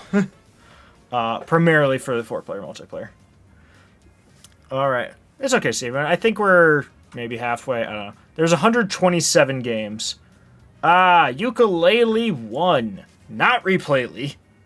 Just Yooka-Laylee. Replayly wasn't even announced when we played this. So Mitch had played it previously and said it just didn't feel right to him. We'll also do Banjo-Tooie with that. And Yooka-Laylee was rough. It had the aesthetic down, had like the music stuff, it had like pretty okay controls. We had just beaten like Banjo-Kazooie and Banjo-Tooie.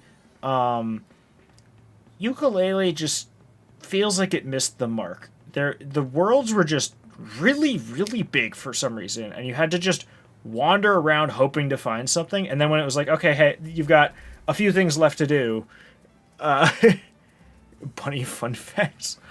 I mean, Pepper was just on stream. When Mark came home, he brought Pepper over to the camera. Bunny fun facts. Rabbits do not typically like carrots all that much. They will eat them, but they will like the vast majority of other fruits or veggies you give them more than carrots. Yeah.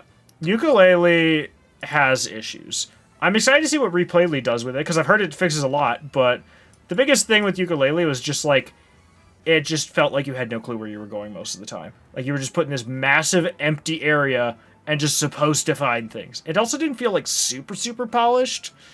Like, we don't plan on going back to it. Like, for how much we would loved the Rare 3D platformers, we just were not super hooked on Yooka-Laylee. And I just don't feel like we're going to go back to that version. Like, we'd play Replayly for sure. We're interested in trying that. But the original just... It's not... It's off in a lot of ways. It feels a lot more like it's trying to, like, just, like, capitalize on nostalgia than relive it, I guess. I don't know how you put it.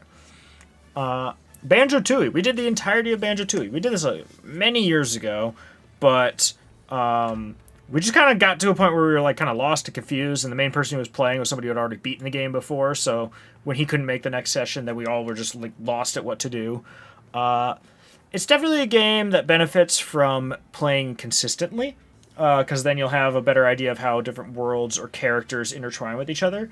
Because unlike Banjo-Kazooie, which is kind of like just tight, small worlds where everything just kind of happens within those worlds, Banjo-Tooie is way more emphasis on, like, hey, this thing over in this world interacts with this thing in another world, and this character might have, like, a 3-4 stage process to, like, getting them to trigger their thing across different parts of the map. And it can be very overwhelming, but I will say if you're playing it consistently and have a good idea of, like, what's happening, where it happened, it's actually really solid. I still like Kazooie more. I think Silas also still likes Kazooie more. But Tooie is still a very fun game. Another one that's just very large. But I feel like if you have a pretty good idea of, like, what things occur where, it's pretty solid. And I just really like Witchy World's aesthetic. That's probably one of my favorite, like, environments in a game. I would still recommend this to people. I would probably put that here. Like, it's a pretty good game, but it's not going to be for everyone. Oh, man. Oh, yeah. Mario Pinball Land. Okay, we went into this because I had seen somebody actually played it. We went into this thinking Mario Pinball Land was, like, actually going to be... Wait, how did I open that up on top? That shouldn't be there. There we are. We went into Mario Pinball Land expecting it to, like, torture us. It did, kind of. It wasn't as bad as we thought it would be, but it's rough. It has a really nice aesthetic. It feels like it plays well. The biggest issue is just that, like, you'll be progressing through levels, and it's just so easy to just have very little control over getting your objectives or, like, even maintaining staying moving forward as opposed to be, like, falling back. It has a lot that's neat. I think it's kind of like fun for a one go around, but, like, it can be tough. Like, we benefited with this game by passing the controller around. So when somebody got, like, too frustrated, then somebody else would try it. And I feel like one of the reasons I have a hard time rating things bad is because I still had fun with friends, but, like, this is specifically the game itself, and I feel like it's got a lot going for it. The core gameplay, though, it just frustrates you constantly. And I wouldn't typically recommend it for people unless you just really want to try it. Adventure Time. What's it called? Hey, Ice King, why'd you steal our garbage, I think? Yeah. This... Maybe I should be doing that more for these. Clubhouse Games should be the masterpiece. Yeah, but I mean, it was good. Like it's 2 tiers above average. That's pretty solid. This was kind of like a 2D platformer. It actually kind of like reminiscent of like Zelda 2, oddly enough, with kind of like the overworld and stuff. I really like the aesthetic of it. I don't know anything about the show, but we just kind of tried it. It had actually some pretty fun music. I was not like super blown away. Like I don't need to play more of it, but like it was cool that it existed and it seemed to do what it wanted to do pretty well. Maybe I'll try it again at some point, but it's not super high on the list. Super Win the Game. We got far enough in that to put up here.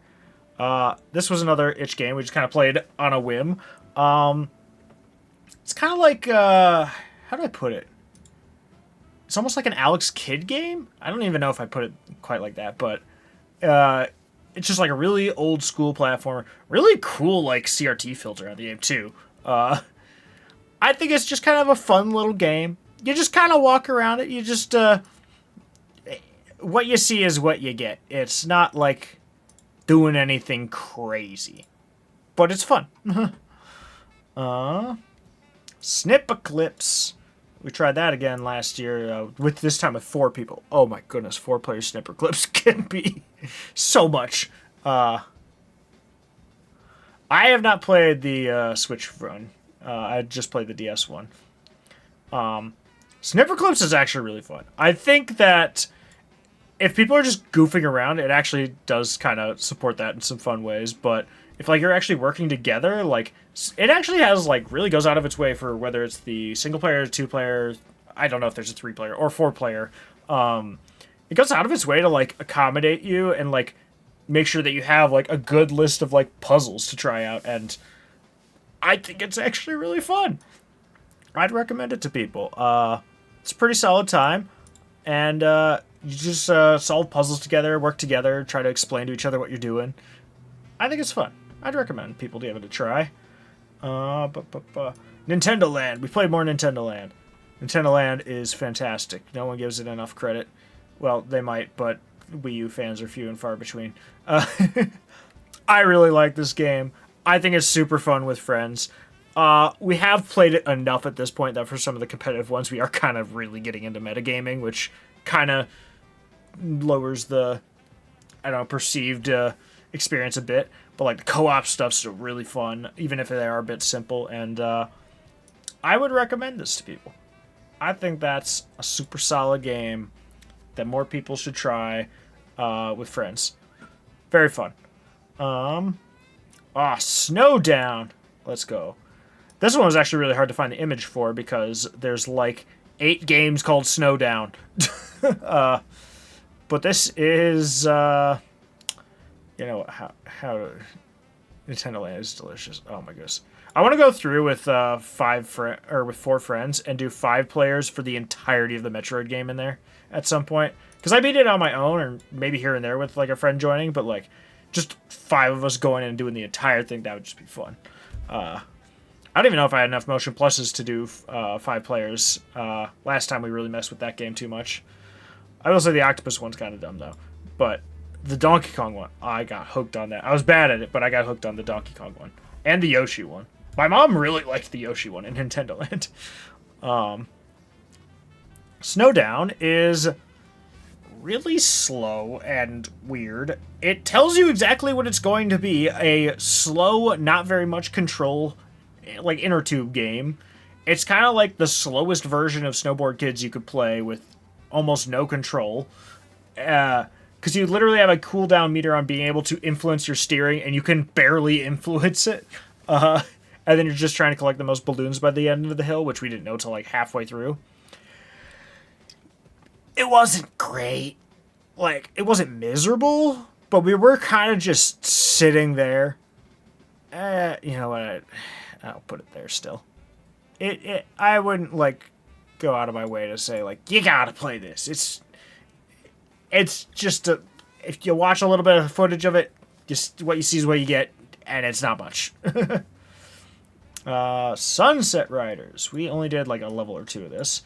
This is a very well-known SNES game, which I believe also has a Switch PS4 port now, unless No, there's another Western shooter, I think. What the heck was it called?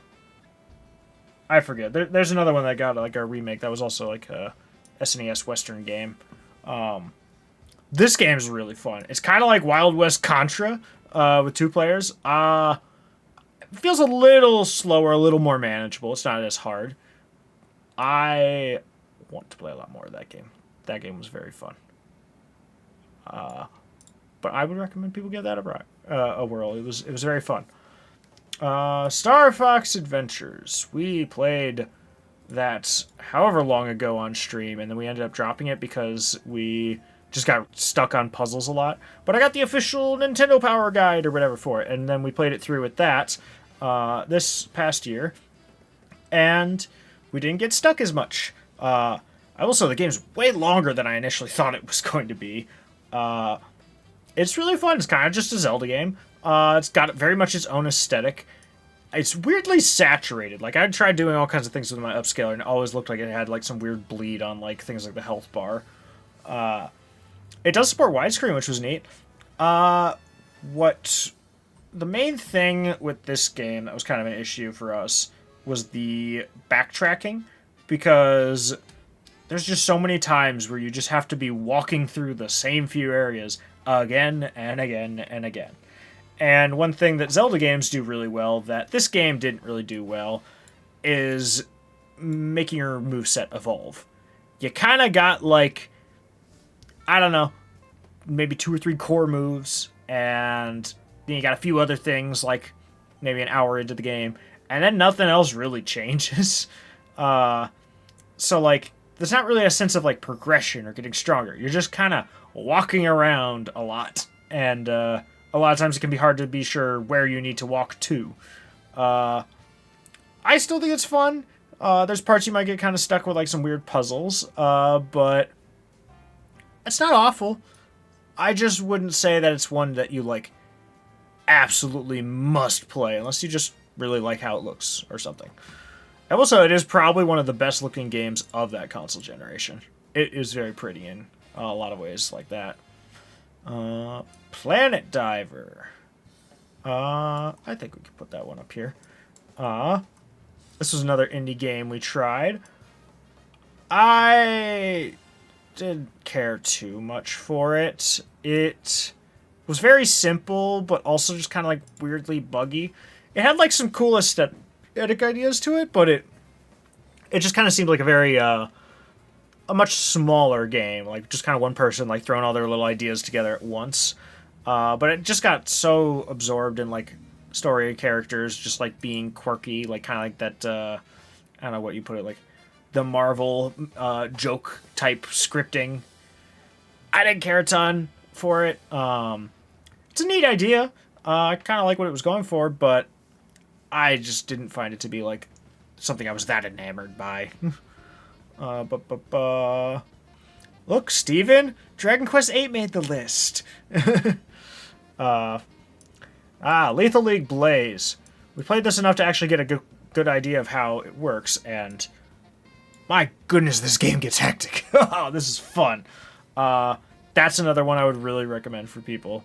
Fun aesthetic, fun characters, like just going around. You're basically like throwing a baseball around and just like trying to make sure you're not the one getting hit by it, but also you're hitting it so that it turns to be your attack instead of the enemy's attack. It's just like, I don't know, it's crazy. It's just like really, really high octane dodgeball basically, and it has like a really cool aesthetic to it. Pretty simple, but really nice with like 4-player split screen, and from what Eve's told me, it also has a pretty solid AI as well if you need to play with, or you're playing on your own. Omega Nuts. We did not play much of this.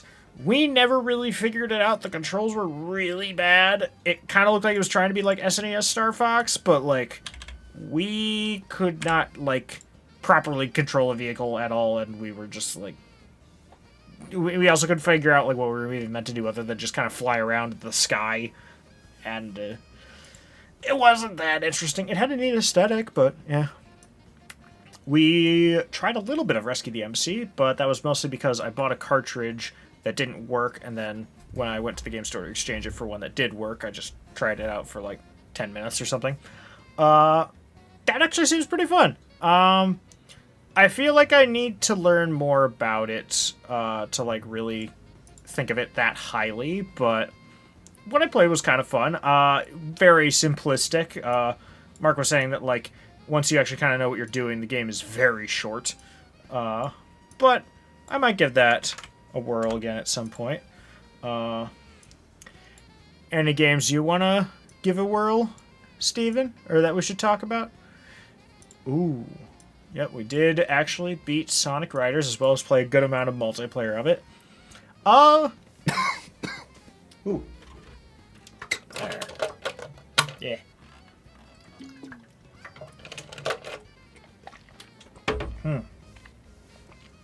So with Sonic Riders, that's just a very fast hoverboard racing game. A lot harder than you would initially expect. It was very unclear at times how to take shortcut routes because there was speed, power, technique, I think, something like that, classes of characters, and different characters had different shortcuts on each stage, but some of them we could just never figure out how to trigger the shortcut. Like it was obvious, like it'd be like a glowing thing you go through with your character, but like you had to perform some kind of move or button combo or who knows, and we just couldn't reliably get it to work. But aside from that, the learning curve was a bit high, but it's just very high octane fun. I would recommend it for people. I think it's pretty fun. I'm kind of more interested now to try the sequel, see what it kind of changed. The story mode was also like actually a lot more story heavy than I would have thought, and just kind of goofy. But I think that one's a fun one. Try that if you want. Ooh, Overland. That was another one that we played on a whim for the indie games. Probably the indie game that surprised me the second most. This game was very fun. It's kind of like just a zombie survival game, but it kind of handles it as like in a very simple puzzle format where you have to be very tactical and like try to decide what you really want to do, what's worth it. It's not like something you can just kind of skill your way through or whatever and like not think about like the enemies or whatever. Like you have to get like you get put in scenarios like you have to make the decision like, do I want to trust this person? Do I want to get this piece of loot or risk getting hurt by a character? And health items are not common. Like, and the aesthetic for it's real nice. Just kind of like this little like diorama stages or whatever. It's got kind of like a lot of strategies. So like how much gas or fuel for your vehicle you get, or what type of vehicle you're even driving can affect things. Like how you're progressing through. But we didn't get all the way through. We maybe got to like the first 2 checkpoints, which is still like almost 2 hours of the game. There's a lot of game here. But it basically is having you go from like the East Coast to, I don't know, mid-US, West Coast, I'm not entirely sure, but it's very well done. I'd recommend that to people. Ooh, Return of the Obra Dinn. I'm gonna need a tier above Masterpiece for that one. I don't know, I could probably go in Masterpiece. I might put it more here. That is just a fantastic game that I would recommend to anybody who wants to test their deduction skills. Just a great aesthetic, great music, great puzzles, a really interesting concept and like how it works. The story kind of like really starts to like reveal itself. But essentially, there is a ship that goes missing. I forget what year this is, like 1600s or something. But there's a ship that goes missing, and you find it 10 years later. And you are meant to go investigate this ship, figure out why it never reached its destination, figure out why there's dead bodies all over the ship. So, like, everybody on the ship died, or there's more to it, but you'll see. And you have to kind of figure out, like, what all happened here? What's with all these people? Who did what to who? Why are things the way they are? And it's up to you to basically figure out what happened and deduce like the chain of events that led up to each person's demise or otherwise, and it's just handled really, really well. Some of the puzzles can be very hard. We had to look up a few. But I feel like it handles itself really well, and like just a really cool aesthetic, like looking like it's on like an 80s computer. Zack and Wiki, Quest for Barbossa's Treasure. It feels like we've been playing this game for like a year and a half because it's so hard to get Drew over for playing any of it. But I've been enjoying this game a lot. It's kind of like a point-and-click puzzle game, but I almost feel like point-and-click is... that doesn't seem quite right, because, like, gameplay-wise, it's point-and-click, but a lot of the actual, like, type of way you're navigating it would make a lot more sense to just do with, like, moving around a thumbstick or something. But the puzzles are really nice. I like the aesthetic a lot. I think it's just a really solid puzzle game, and I'd recommend that to people. It's just very fun, charming, just get to mess around with the two little characters and solve a lot of puzzles, which is kind of like a fun, cartoony art style. Capcom did something pretty good there. Ooh. That's Never Again. Bram Stoker's Dracula for Sega CD. That game was rough. It was like a 2D game in the woods where you're just trying to dodge all these bats coming at you, and you don't really have many options. It was not great. There's a reason that it basically just sells for the same cost as an authentic Sega CD case as a complete game. Because people probably buy the game more for that than anything else. But it must have sold well because there's a lot of copies out there. But it's nothing you need to play.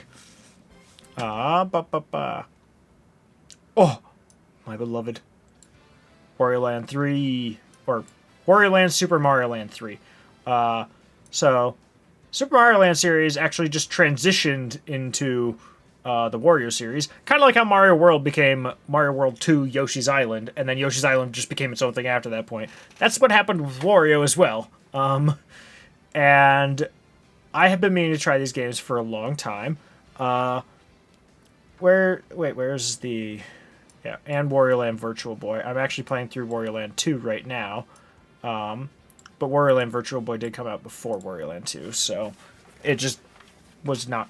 It was just called Virtual Boy Wario Land. But I played both of those. I really like them a lot. They're very fun for, like, being on such old hardware with, like, a single color palette of, like, just tones of gray or tones of red. They did a lot with it. I just find them to be very fun platformers, and I'd really recommend them to people. I will say, the Virtual Boy one is kind of like the one that like has a lot more notoriety just because it's on like a failed system. It's a bit more powerful than Game Boy, quite a bit more actually. And it uses the 3D quite well as well. I feel like I still like the Game Boy original one, Mario Land 3, a little bit more. Although from what I'm playing so far in Wario Land 2, I like that more than both of these, but that's a 2026 game, so it doesn't count. I will say I still would recommend people try out Wario Land, or Wario Land Super Mario Land 3. It is fine. It's fun, but it's not going to be like the greatest thing you've ever played. But I would still say that you should give it a whirl. Wario Land Virtual Boy, I'll put a little bit lower. It was fun, but I just didn't enjoy like kind of the levels, enemies, music as much as Wario Land on the very first one. All right, ooh, we got some friend slop, or whatever people call it. These are kind of like the two. Yeah,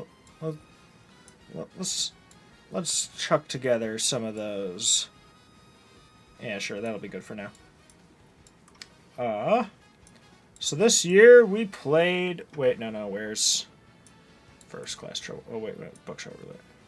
Oh, wait, before. Man, there's a lot of things kind of in that category. So, I don't know quite how widespread the term is, but friend slop is kind of a term I've been hearing for games that basically just, like indie games that just come out that, like, they just are like, get your group of friends together. This is the game of the week or whatever type games to like play together on Steam or something. And these are some of the ones I played last year. So let's go through them. Phasmophobia. We've tried this a few different times with different groups. I feel like so many people I play it with enjoy this so much more than I do. Oh, wait. I could just... Yeah, if I disable the backrest, that's better. I feel like so many people enjoyed this game more than I did. I kind of have not really quite learned what all I'm supposed to be doing or whatever. But we still have fun. We hang out. It's got a neat premise, kind of like a detective deducing like what's going on, but there's also like the risk of you being killed as you're trying to uncover the mystery. I think it's pretty fun, but it's nothing that I'm like dying to play more of. But it was fun. It was fun to mess around with. Buckshot Roulette is another one that this game wasn't even designed with multiplayer in mind, and then they just went and did it, and it actually is pretty fun. If you just try to play the game to win, it kind of ain't great, but if you just start like goofing around and messing around with friends, like, it can be fun, and like you're just goofing around.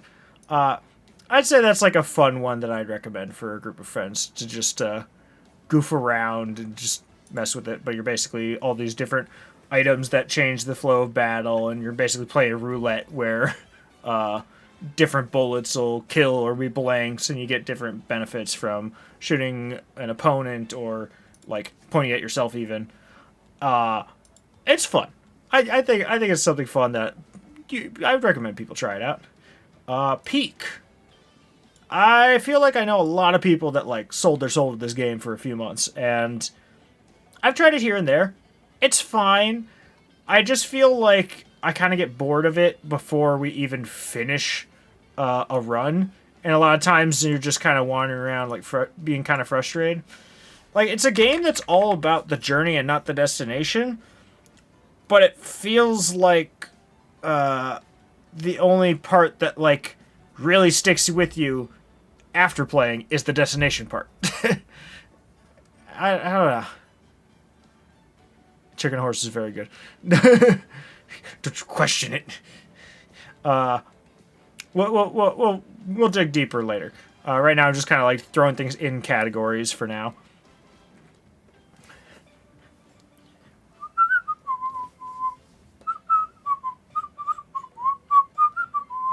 But Peak is pretty fun. I would still say that it's a fun game to play with friends, but most of what you're getting out of it is not going to be the game itself as much as it is the people you're playing it with. I will say Repo kind of falls into something similar.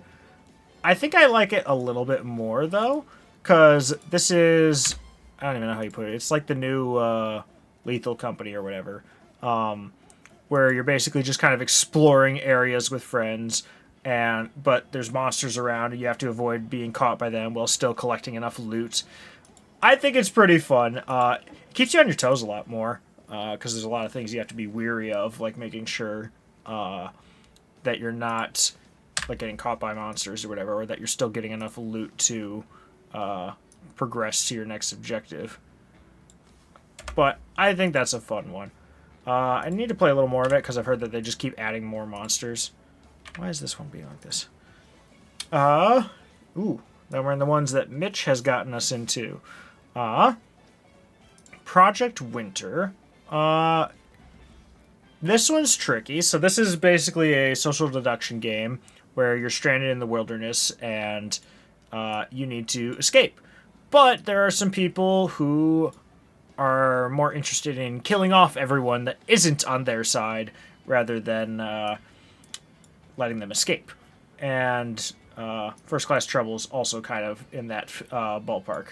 But on that one, you're in like a 1950s space station or whatever. But those two are both fun. The thing is, in Project Winter, you're all just kind of wandering around off on your own, kind of like Among Us or something. But the objectives can be very hard to properly do for one side or the other. It can actually be very hard to win as the bad guys in this. but we also had to sort of make like house rules where you didn't kill anyone in the first like 5 minutes of the game, because then they just sit there and have nothing to do for maybe the next half hour of the round. I feel like this is a game that works a lot better if you can just get a bunch of people, because like 8 is ideal, and then like lock in. But like if you have people who are goofing around or not taking it super seriously or not learning the game very well, it can really suffer for that. Because this is a game that, like, with its timers, demands that you stay on topic and like are committed to accomplishing your goals. I think it's pretty fun though. I probably like we just kind of need to get to that point where people like really like know what they're doing in it. But it's fun. Deceive Inc. Or First Class Trouble we were already on. First Class Trouble, though, I like that one a lot more. You can just get into it with friends and be goofy, and like it's just a fun time. And I guess the devs were like not on the game for a while, but now they're back, so that's kind of fun to have them back to add more updates to it and stuff. Deceive Inc. is a weird one. It's another like kind of spy game, but you basically are on different teams, hiding amongst the pedestrians in various areas, and just trying to basically just loot everything. And the main thing you're getting is intel, which is the currency, but like you'll find like a computer sitting around. It has 2 intel for you. You'll find a phone on the table. It'll have 1 for you. But then you're also trying to make sure that the other teams are not aware that you are someone in disguise, and you're supposed to deceive them and pretend that you're just part of the NPCs while grabbing intel. And basically, intel buys you through doors that get you into like progressively deeper into like, I don't know, military secrets or whatever, or the security office or whatever. And you're trying to loot something from each map before the other team does. It's fun, and I see the premise, but people who like played it a lot more like really got to a point where like it wasn't really that interesting for people who are like kind of newer to the game. I wasn't like super blown away by it. It was fun, but I don't know. It does what it needed to do. It has a neat aesthetic, but it just didn't have like a core gameplay loop that hooked me a ton. What do we got? Skatebird. They made Tony Hawk but Bird, and then added a lot of like story that was actually like really funny and goofy. The gameplay was actually okay. I would say that this is actually like a fun game that I'd recommend giving that a little try if you want. It's just a fun little idea. All right. Oh wait, there was another friend slot. No Time to Relax. This is like a board game type thing, but you're going through daily life. You're trying to earn more money, earn more happiness, get more educated and stuff, and you only have so much time to do it. And basically, it's kind of like a tactical game where you basically have to try to figure out like or it's like real life. You're trying to like, yes, indeed. But you're trying to figure out like what is most valuable to you, and then whoever has basically succeeded the most at like just an overall balance of like happiness, like you have the most money, the most happiness, stuff like that at the end of the game is who wins. A lot of people like it a lot. I'm not like too blown away by it, but it's pretty well done. I don't know if this is a song that would trigger the YouTube thing. What's next on this list? Here, we'll try that. But this is a fun one. I'd say if like you just want to like play an online board game with somebody, that could be fun. Like if you want to try to get your parents into like a board game online, this would probably be a solid one for that. I don't know. But it wasn't quite as much for me. Final Fantasy VII, the PS1 version. I have been playing this for like a year and a half, and I don't know what it is, but I keep playing it for like a 5-hour sitting, really enjoying it, and then like one thing will kind of frustrate me a bit, and then I'll just be like, I guess I'll pick it up another time. And then I just keep going like 2 months between sessions of that. I don't know what it is. there's like nothing I'm specifically disliking about it. I don't know, I'm not playing it super consistently, but I still think that it is a very good game. Really good characters, music, aesthetic, puzzles. I don't know what it is. I think I've just been drawn more to games with like more action lately. I don't know what it is, but I want to play more of that. That game's very fun. Let's see. Ooh. We did a little bit of Harry Potter and was it Goblet of Secrets or whatever it is, Sorcerer's Stone, Philosopher's Stone, something. On Game Boy Color, which is a JRPG-esque game that sort of has a Pokemon aesthetic. It's weird. It seemed fun. We really didn't play much. I don't even know if I feel like I played enough to really rank it, but what we did play seemed kind of interesting. Let's see, what kind of games we got left? We'll start just kind of going through the list. Oh, no. Yeah, there's almost enough to fit in one row. Ooh, what have we got here? Oh, another. I'm just cleaning them up a little bit. The games just kind of got scattered. Yeah, I suppose I've been being a bit more brief than I was like on the last time, because last time I did one of these, it was slightly more games, but it was like in like almost 4 hours long, and I'm only at like half that, and I've definitely gotten through more games than I did at that point in that last one. Alright, we got a few more before it's down to like one row. Yeah. Gauntlet Dark Legacy. We've been playing this for about a year. We don't play it super often, but when we do, like, it's just a pick up and play game. It's pretty fun. Fairly simple, but yeah, that. Fairly simple, but a lot of fun. And I just think it's a fun time with a lot of friends, but it is kind of just like what you're looking at is what you get. And it's pretty fun, though. I would still recommend it to people if you got a group of friends.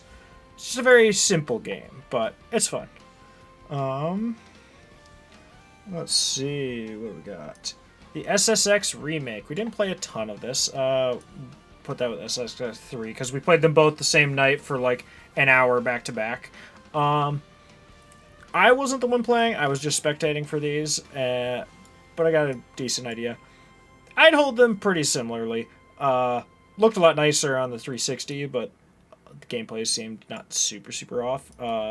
Maybe a little bit more going on with like story stuff in the PS or the 360 one, but they both seemed fun. I am not like dying to play more of them, but they seem fun. And then we also have SSX Tricky now, which is another one that people seem to like even more than those ones, but we'll try those. Little Nightmares 2. This one disappointed me a lot. I like the first game a lot. The second game just kind of has like some weird puzzles that are like kind of tricky, and I wasn't a fan of like how the way some of them were structured. But also it just is super buggy. It had so many issues where like an item was supposed to spawn in for a puzzle and it wouldn't. So I would have to restart the entire level, and then it was like a 1 in 5 chance that it spawned in. And then at another point later in the level, same thing happened again. And then again, and again, and again. And this just kept happening to me with the game. And every single time, the only way to roll the dial or roll the wheel again and see if it would spawn in was to start the entire level from the beginning. And levels can be like an hour and a half long. And so basically just hoping for the best RNG of like all 4 puzzle items being spawned in was just... I got to a point where I just ended up dropping the game. What I played was fun. The aesthetic's nice. I feel like I liked more of what I was getting out of the first Little Nightmares game, and I've heard people are kind of pretty iffy on the third one, but I don't know. The second one seemed fun.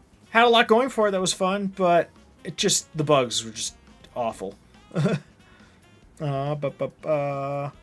Cruising Blast.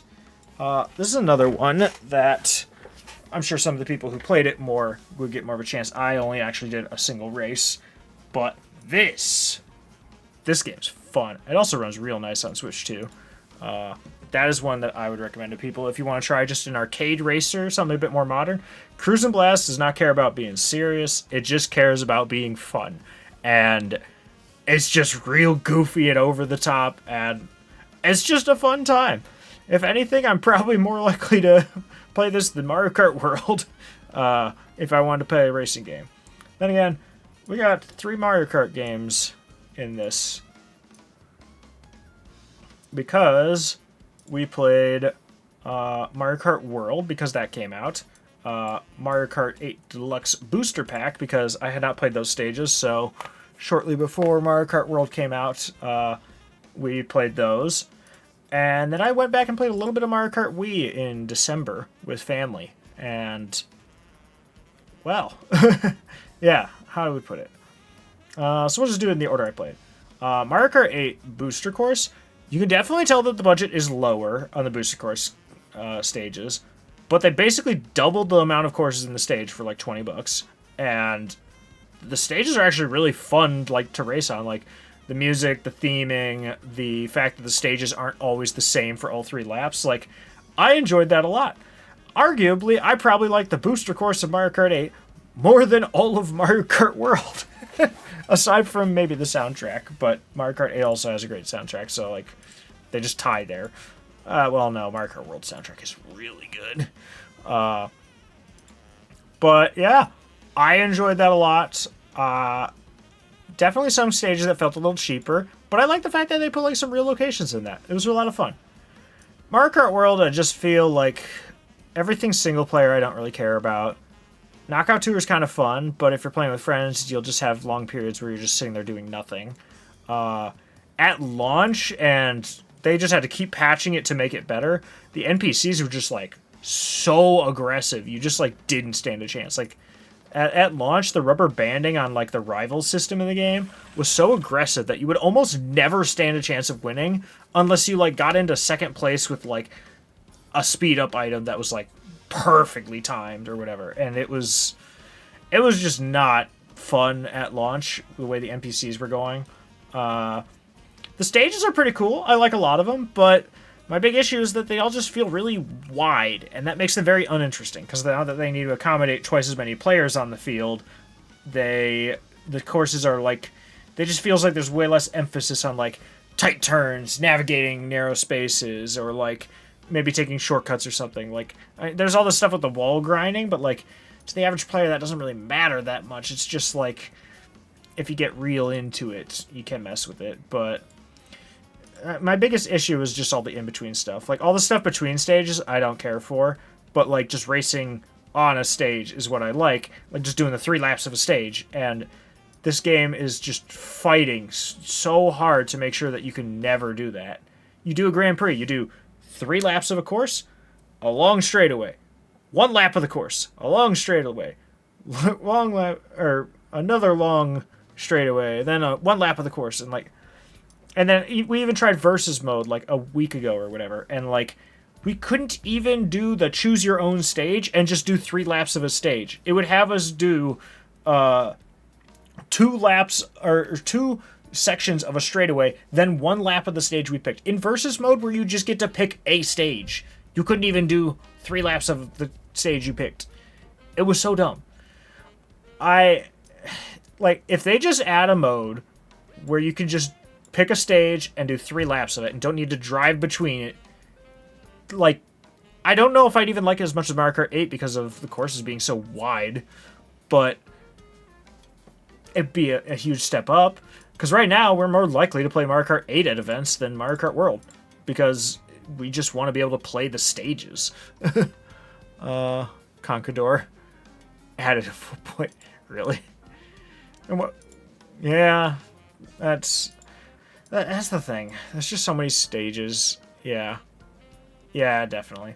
The thing is, like, until Mario Kart World like adds in more ways, or a way to just like whatever stage you want to play, you play it, and you get to do 3 laps of that stage, and then you pick the next stage. Like, if they add a mode where you could do that, I mean, I don't know if I put it at 8 tier. I'd probably put it one lower, but like without that, like, it's good, it's great, but like, I just don't feel like it's at the same tier as what Mario Kart 8 has. But I mean, to be fair, Mario Kart World is like what it had at launch and maybe some balance patches, whereas Mario Kart 8's been like 11 years, 12 years in going. So it's had a little more time. Mario Kart Wii, I haven't played that in a while, but we played it a bit last month in December, and I will say, I did not remember how much of a, like, skill-based game that was. I always just kind of think of Mario Kart as like, oh yeah, you just kind of go around, you drive around or whatever. But like, Mario Kart Wii, like, you gotta be on top of it. You gotta know what you're doing. You gotta be good at the game. You will fall off stages if you're not careful. Like, the racers, or the other racers, like, are on top of it. Like, I actually enjoyed it a lot more because, yeah, Mushroom Gorge. We actually did race on Mushroom Gorge. But, like, I found that, like, Mario Kart Wii, like, you gotta be way more on top of what you're doing and, like, way more aware. You can't just, like, be a casual player just, like, jauntering through it like you can with some of the newer games, or even DS to some extent, which was kind of similar era. Like, Mario Kart Wii, you gotta be good at the game, and, like, it has the mechanics to let you do that. And I actually appreciate that a lot. I don't think I quite like it as much as Mario Kart 8. I think I just kind of like a little bit more simplicity to it, and I like a bit more what Mario Kart 8 does, but Mario Kart Wii is really, really good. For me, you know what? Maybe just put them next to each other. No. We'll stick to that. We'll mess with it more later. Gears of War 3. Me and Connor have actually beaten this game, but we just played a little bit of the Horde mode. Which, I mean, I guess for this, yeah, well, I've already played the main game, so I have enough concept for this. Gears of War 3 is really fun. I feel like the series kind of got a little stale at this point, but like story-wise, it had some cool things. It probably has one of the bigger segments of the original trilogy. I still like 2 more, but I do like 3 more than 1, and it's still just a fun time. Like, if you're looking at Gears of War, like, you can see pretty much what you expect to get out of it and get it, and it's pretty well done. Ooh, Kung Fu Rider. What's up with my neck today? Kung Fu Rider, super fun. This is I believe still a PS3 exclusive motion control game with their own PS3 move controllers, the Wii remote, basically. But you're basically just an office worker guy on an office chair, just rolling down the street, and just you have to do like kung fu moves because these like government agents are chasing you or whatever, and then you have to go through like different obstacle courses. Like, it's really goofy. It does exactly what you think it's going to do, and it just does it actually really well. Like, the motion controls are very solid. Like, it's just a fun game that, like, I think people should try. It's super cheap also, so, like, if you got a PS3 and move controllers, like, just give it a whirl. It's just a really fun time. It's basically just kind of like a high-budget mobile game, but, like, still. Ooh, we did some more rounds of Smash Ultimate. A fantastic game that everyone should play. Maybe not as technical as like things like Melee or whatever, but I like it a lot. It's fun. It's just a good time to like put on with friends and play. I don't need to say too much on it. Mickey Speedway USA. This surprised us. We didn't even realize until partway into the game that it was made by the same team that did Diddy Kong Racing.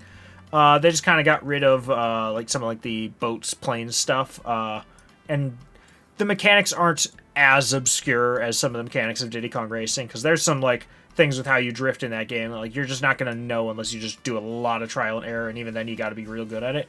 I feel like the mechanics of Mickey Speedway USA, they found a really good middle ground of making it still feel very solid to play, and you had like a lot of very fine-tuned control, but it didn't like get into the realm of like a normal person is just not typically going to latch onto it or get it quite as good.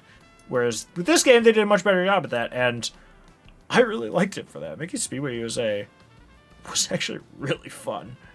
I think more people should give this game a try, especially if you like Diddy Kong Racing. It's a really fun game to try after that, and maybe a little bit more user-friendly.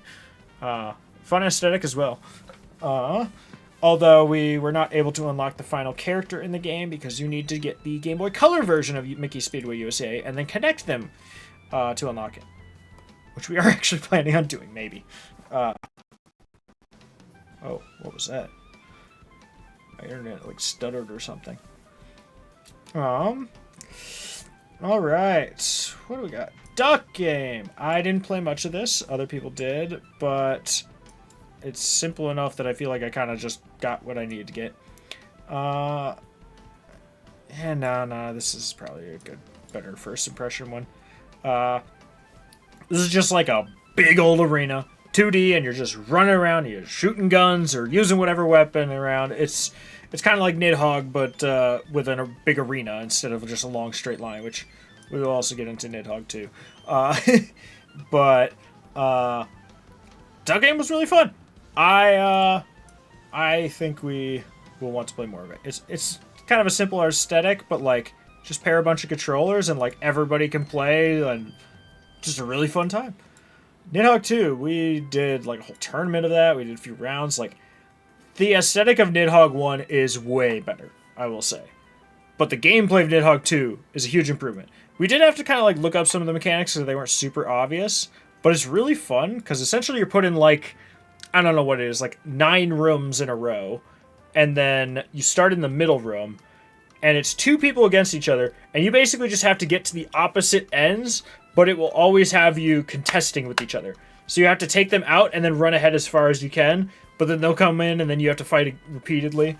And it's basically just like a gaining ground. It's like, I don't even know how to put it. It's like the Crocomire fight, but like high octane. The aesthetic is very off-putting with this game. It like actively is just trying to be gross. But it's really fun, and it has like a lot of ways that it kind of keeps it interesting with like the terrain or other obstacles or how you spawn with like an arrangement of weapons, and there's different ways you can use each one. I think this is a fun one that people should check out if they haven't. Crocomire mentioned. Crocomire. That's my boy. Threw him in the lava a few times, but he'll be fine.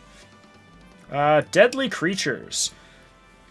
I don't know what it is, but everything I thought about this game was that it was a 1v1 arena fighter.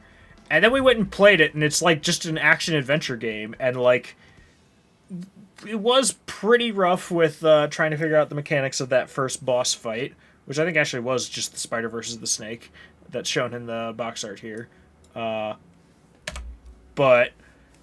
that game was actually really fun. Like, really cool aesthetic. Really stuck to like being like kind of authentic to the animals and like just trying to like make them realistic or whatever. Had like kind of like interesting premise for like starting to set up a story. Apparently go between different animals throughout it as well. Like, I'm actually really curious to see what all it does. Like the figuring out how to fight the boss was like very weird because we couldn't quite figure out what we were supposed to do to face it. But I feel like that was just us being dumb, and I'm very interested in messing with that game more. It seems very unique and very interesting. Guilty Gear Strive. I did not actually play any of this, but I watched some people play it. The game looks neat. It goes with pretty much all the other fighting games that I didn't learn enough. Wait. Is that what triggers that? Why? There we are. How does... So right enter makes that bar show up on top. Why, though? Or actually, no, that's the only enter. Or no. Yeah, numpad enter also does it. That's weird. Just Shapes and Beats. Oh, that was one I've been meaning to play for so long, and then we finally got around to it. This game is great. I would really recommend that. Even on your own, it's like bullet hell rhythm game, but instead of trying to like hit notes, you're actually trying to dodge like basically cutscenes that are happening in the background. It's really fun. And it's got like some Shovel Knight music and stuff in there. Like we scanned Shovel Knight amiibo in, and it actually started playing Shovel Knight music. I think the same might also happen for the Mega Man amiibo, but I don't think I have the Mega Man amiibo. Yeah, whatever. But that's a really fun game. I'd recommend that to people. Dennis Hooper. Wait, really? Oh no, I caught my. There we are. Caught my headphone cable. All right. Ba, ba, ba, ba, ba. Honestly, I might have made this list too wide. I didn't even realize.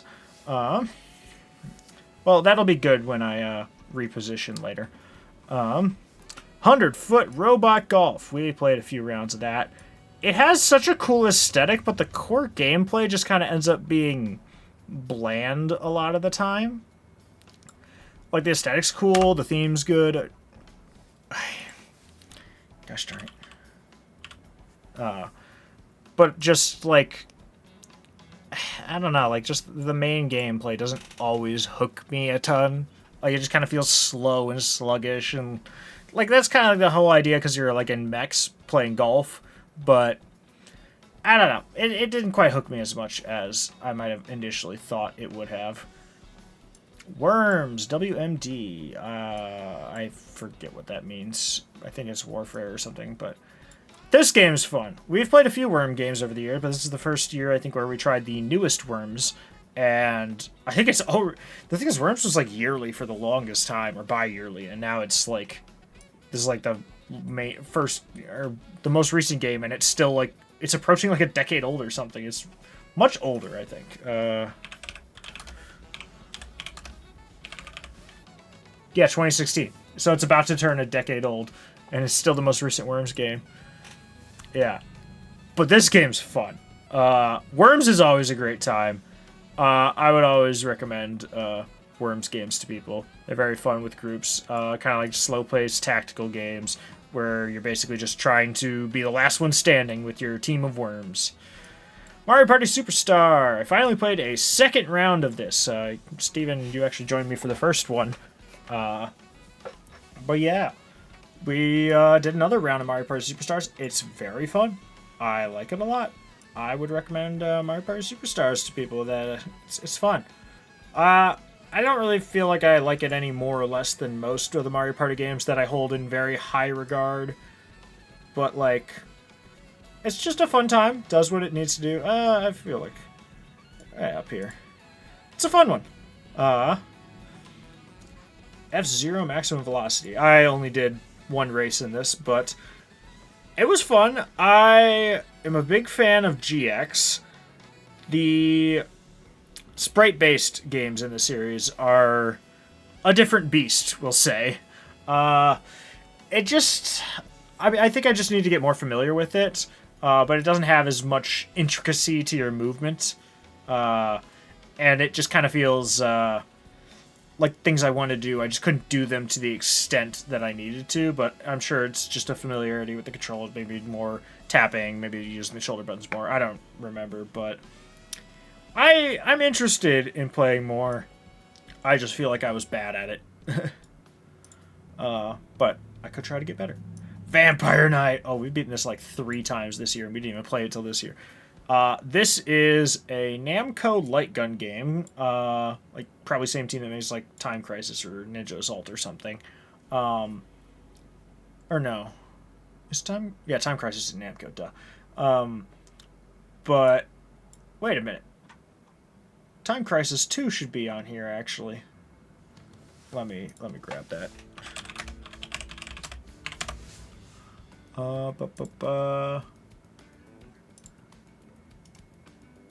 Yeah. Alright, 128 games in the list.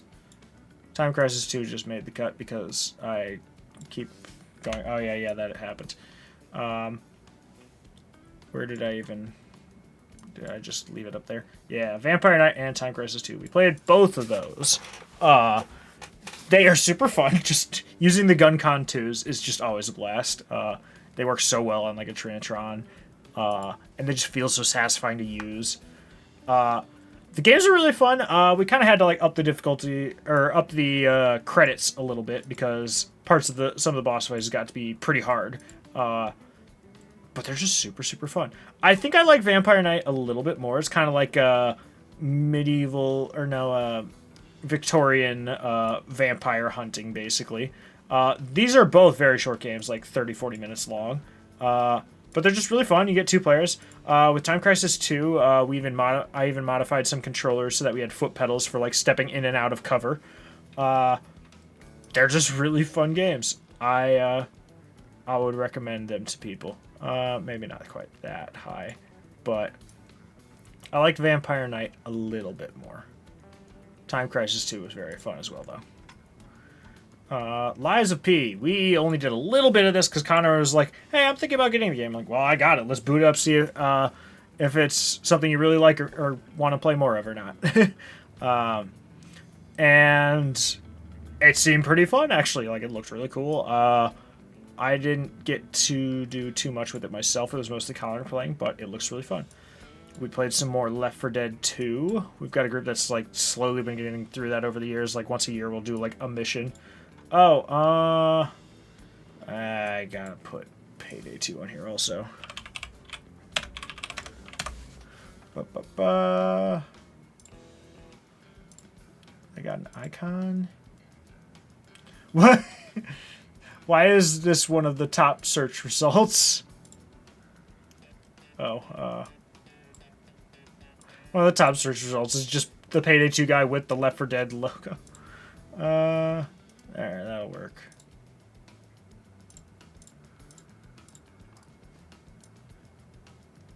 But yeah. I also was introduced to Payday 2. I mean, I knew of it, but I hadn't actually played it yet. And that also ended up being very fun. Both of these are very fun games. There's just a lot of running and gunning and like really cool physics engines. Like I think a lot of people should try out Left 4 Dead 2. Payday 2 I had a lot of fun with. A bit more tactical. You got to have a better idea of what you're doing, but we had a lot of fun with it. I would say that more people should, or that there's a reason that game's popular. I don't know what all happened with the third one, but that one was fun, and I'd put Left 4 Dead 2 up here as well. Very fun game to play with friends. Bomberman Jetters. We also just played a little bit of Bomberman R like a few days ago. But we messed with the multiplayer. We were all really bad at it to start, but like we slowly started to get better at it, and like it got really competitive. We didn't play the single player mode. I don't really know if it's kind of like the N64 Bomberman single player modes or not, but we mostly stuck to multiplayer. But it was a ton of fun. We just had so much fun with it. The thing is, let me see.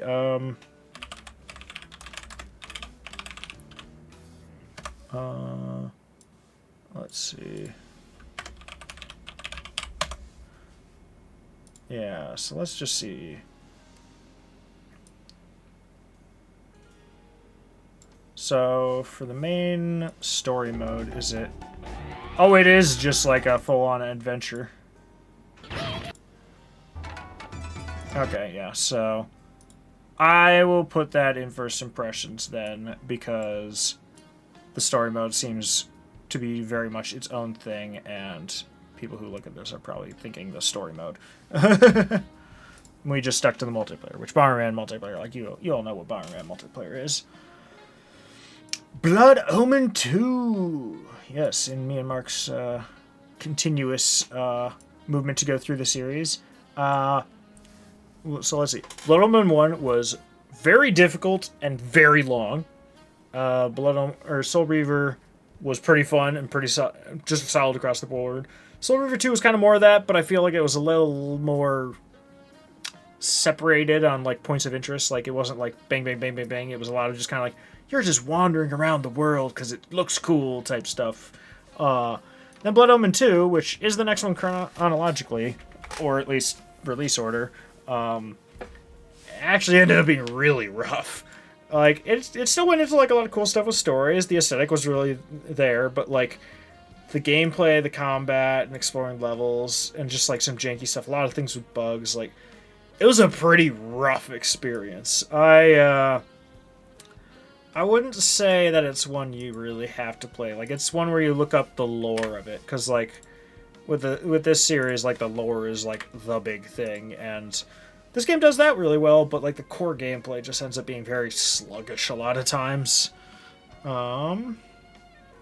Pocky and Rocky. We only played a little bit of this. Turns out my copy just has like really weird glitching effects on like character mount or on some sprites. It is a repro card though, so that's probably why. But it was fun. It was hard, but I think it'd be fun to try it again at some point because they do have the Pocky and Rocky. I forget what the remake was called, like Repocked or something. I don't even know. House of the Dead Overkill. We played a level of that. I believe this is just House of the Dead 1, but on Wii and maybe like Director's Cut. I don't know, something like that.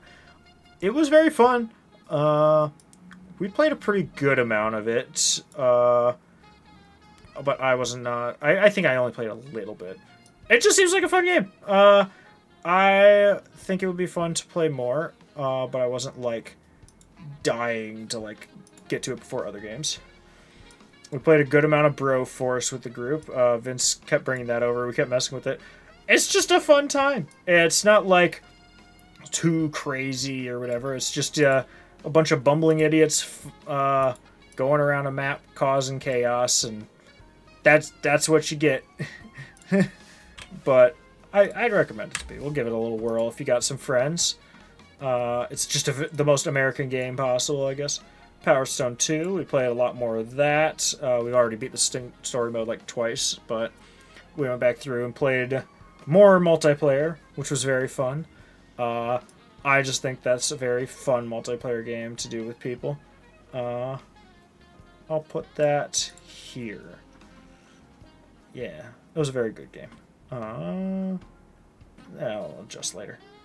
XG3. We only did one race of this just to try it out, and it kind of like tries to be like F-Zero with motorcycles or something, but it was a bit rough.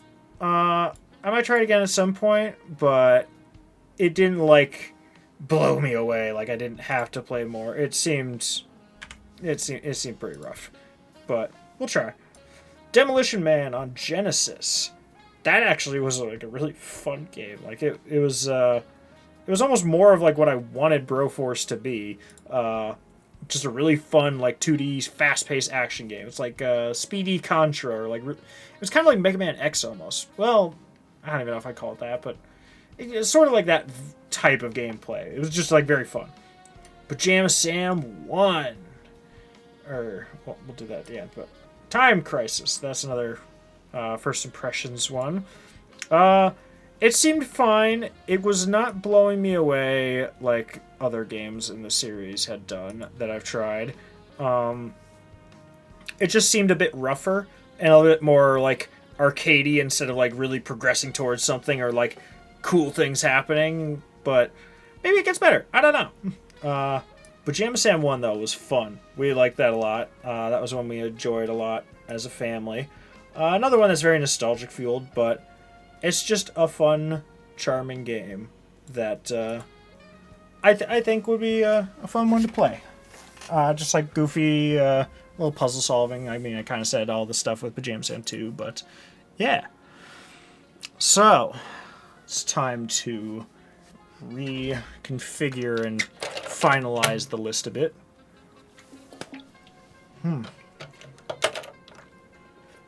My goodness. I've gone over 2.5 hours without, like, a pause in talking. Just throw 128 games here. Hey, only 3 actually made that category. That's good. I was afraid that might have too many things on it. So let's see. In our masterpiece category, we got Ultimate Chicken Horse. I think that's a pretty good one to put there. But I feel like it's an odd pick as well. Let's see. What else? I would probably put... Or, I mean, here, let me just see. Like, what games here stood out to me the most? Yeah. I'd probably do I mean, yeah, Mario 64, yeah. Duh. I'd do that. And then let's see. I would probably put Ultimate Chicken Horse at the end of these three.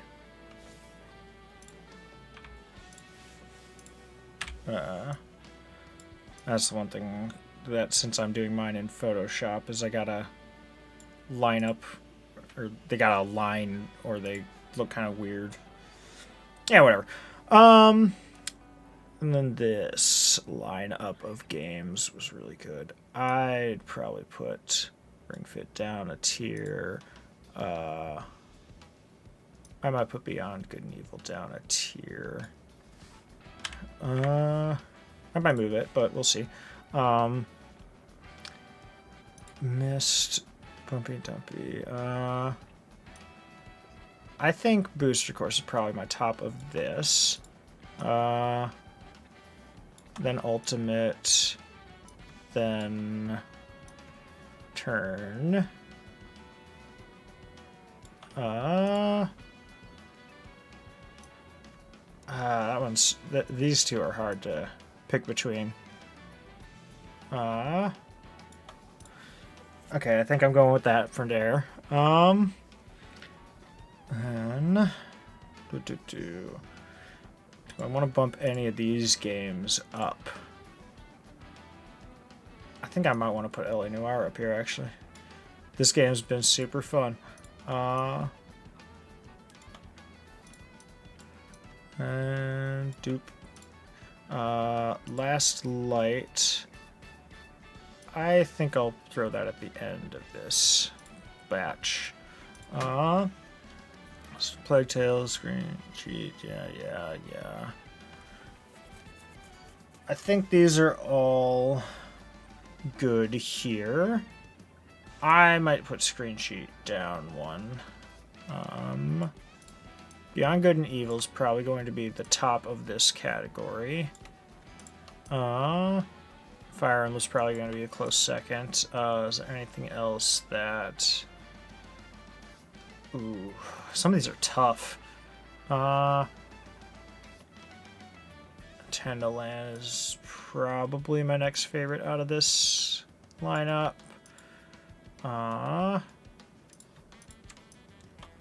Yeah. Okay, so... I might even like Nintendo Land more than Path of Radiance. Oh, that's hard. No, Path of Radiance, I think goes above that. Vampire Knight's very fun.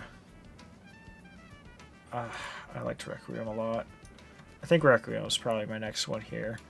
Are there any here that I want to bump up to this tier? I think we're all good on those. And is there any I want to bump down? Oh, Just Shapes and Beats. Yeah, that's the next one. Let's see.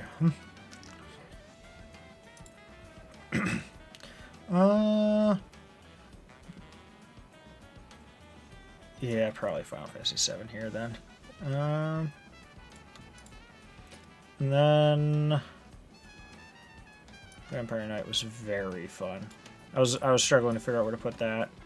Then probably Mario Kart Wii, Mario Party, Metal Slug 3 was very fun. I didn't like it quite as much as Left 4 Dead 2. Oh, that's why that one looks weird. Because that's the border. I think I probably liked Ring Fit more than Metal Slug 2 or 3.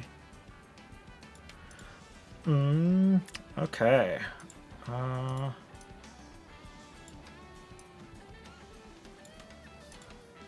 So, we got this lineup. Is there any we want to bump up to this tier?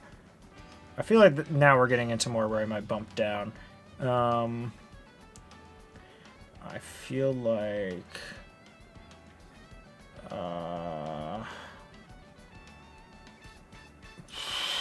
I might bump like Blaze down.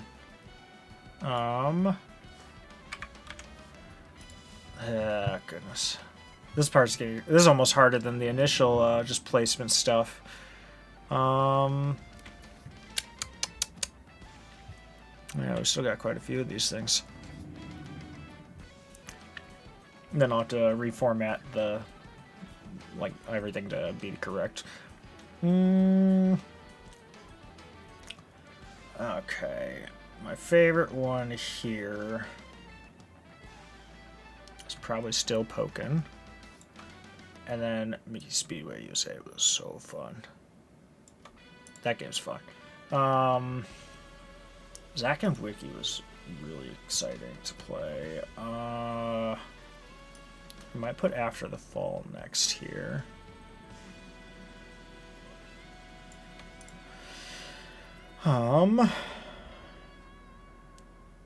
Let's see. Oh, goodness.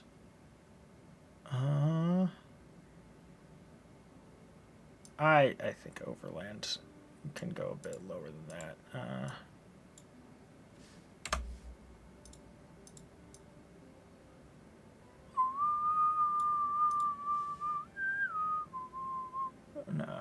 Where's the... Well, what's another... Ooh, this one's fun. This is just a guy who's just played piano for like 2 hours straight, and just whatever song chat put, he'd just be like, I could try it!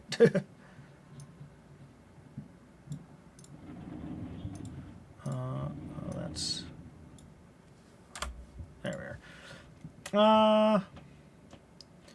I feel like Gears of War 3 is just such a weird one to have on here. It's been so long since I played, I think we'll just go based on the multiplayer and just say that, like, it was fun.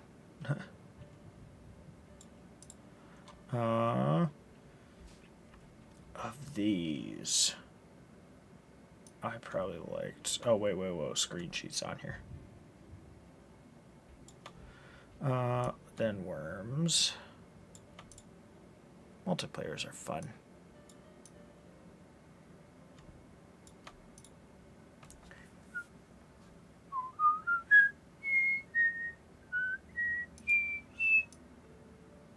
All right.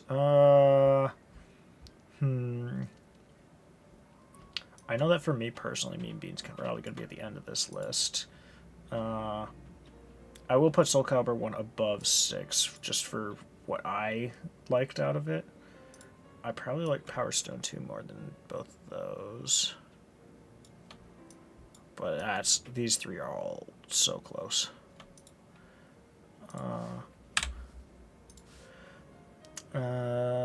Then...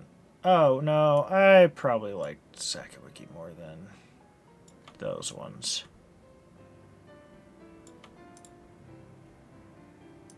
What's going on here? They're not, like, all aligning properly.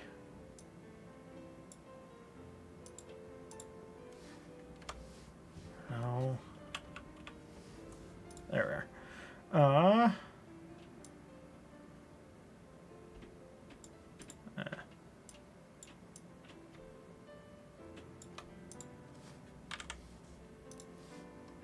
Why is it being weird like this? Just snap together. Oh.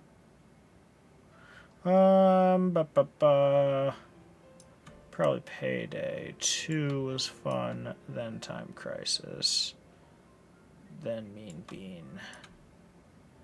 Mean Bean just isn't as much my thing as others, but like it's still a very good game, very fun. This category, Gravity Rush is easily going to be the top of this category. That's not going to be hard.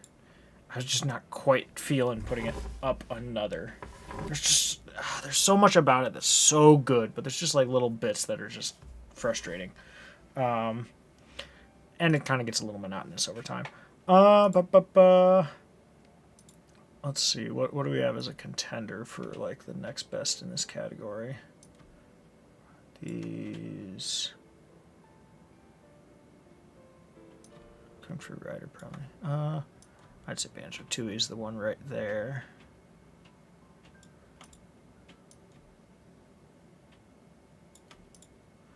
I liked First Class Trouble a bit more. Kung Fu Rider's pretty fun though.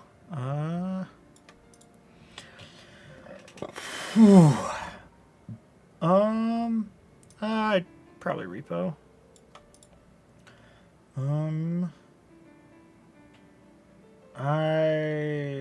Okay, we're getting to Mario Kart World, like one of the bigger, better known games that I'm going to talk about, or that I have. Yeah, exactly. I had to move them around a bit, but yeah. Mario 64 is probably the second best game I played last year, at least for how much I was like intrigued, or how much I enjoyed it. I mean, it was a tough contender. Like, it was between Mario 64 and Sonic Drift. But, like, do you know how hard it was going to be for something to beat Sonic Drift? That was like a losing battle. Maybe not quite. I would say Overland is probably right after.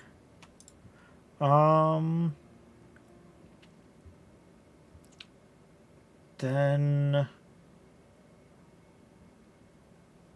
oof, this is tough. I guess before I get into it, is there any games I want to bump up? Or would I want to bump Mean Bean now? Nah, I'm not bumping Mean Bean down. That's how I get people to come after me. People talk about Mean Bean Machine like it's like the greatest game that ever existed. And they're committed. Gotta be afraid of those people. I am thinking Rogue Agent. And then, did I like Buzz or Sonic Rise? That's a dumb question. Buzz is down a tier. It did a lot cool, but it was not like it wasn't that tier of game. Why is it like, oh, it's just misaligned. Finimos probably was my next one on here. Yeah. And then between these, it was probably Puzzle League at the end. This way, the two Puyo Puyo, but with different brand games, can be right by each other.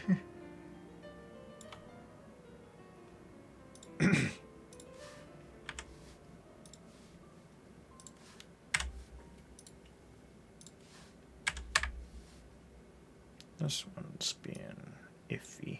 I think I just misscaled it before. All right. Any games here that I want to adjust? Wait,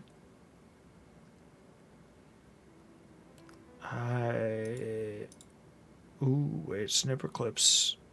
Wait, Snipperclips is below Puzzle League? Ain't no way. Snipperclips will hold its own up here. Ooh.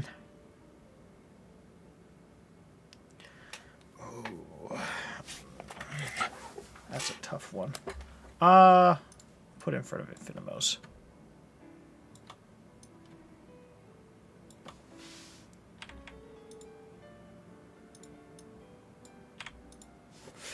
Okay.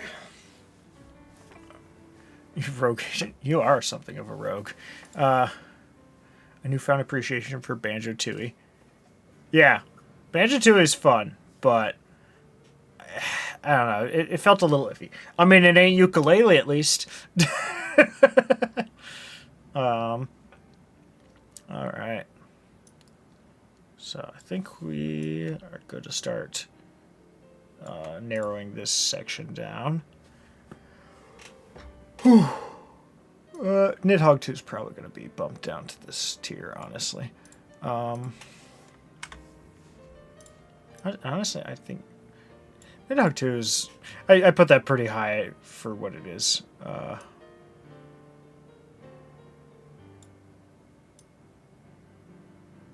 Ooh, we get into the good music.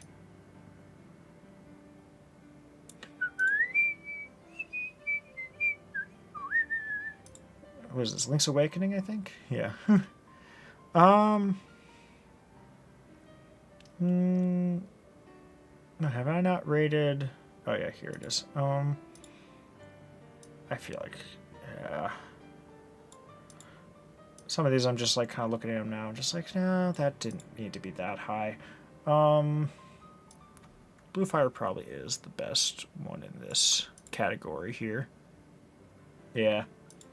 I need to play Link's Awakening. I have both versions. Well, 2 of the 3 versions, but who really needs to play Link's Awakening when you can play Link's Awakening DX, and then Link's Awakening Remake is kind of just its own thing. I don't really view them as a one or the other. I view them as a one then the other type game. This is probably the next one here. I'm probably going to bump that down again.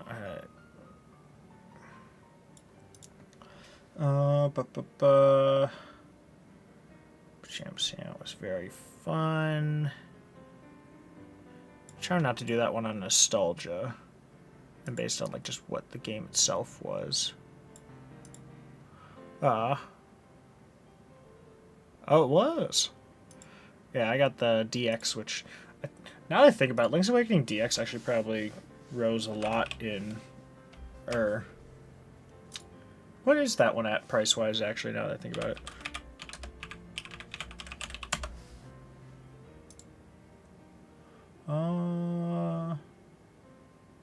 No. Really? Actually, wait, what? Okay, yeah, Link's Awakening Remake is about where I expected. Link's Awakening on Game Boy Original is at $43. Link's Awakening DX on Game Boy Color is at $57 for a loose cartridge. I'm pretty sure the one I have is DX. I might even have a manual, but I don't think I do.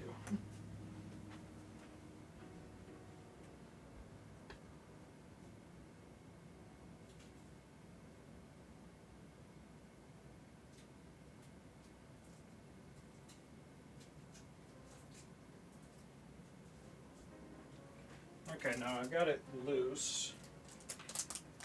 But you're telling me that this thing is worth more than a lot of AAA games for this loose cart? Yeah, because I got it in my little case. Yeah. There it is. And that's actually a really nice condition one. I didn't realize it was so nice. But really? It's that expensive now? Really? Like I knew it was probably higher than I initially would have guessed, but what the heck? That's almost as expensive as like Federation Force. Except with Link's Awakening, you may have to lose the money, but you gain the happiness. Whereas with Federation Force, you lose more money and you lose happiness.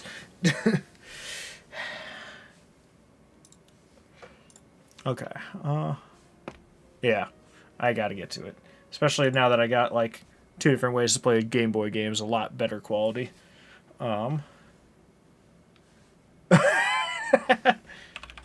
I just know that Federation Force and Prime Pinball were like stupidly expensive for some reason.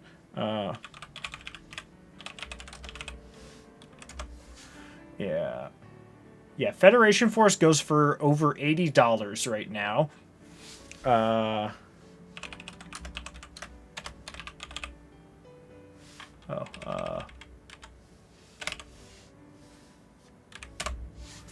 And Prime Pinball goes for over 100 right now. What the heck? That's kind of crazy. I don't know why Federation Force is going for so much. Like, I thought it at least sold okay.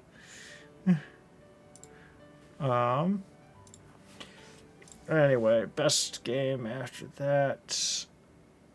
I will put the Quarry, then Clubhouse Games.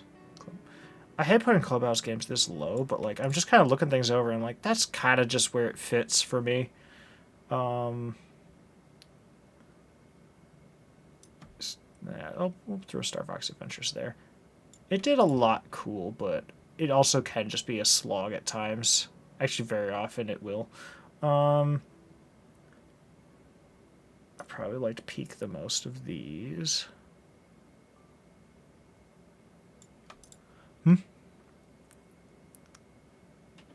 Oh, yeah, I guess so.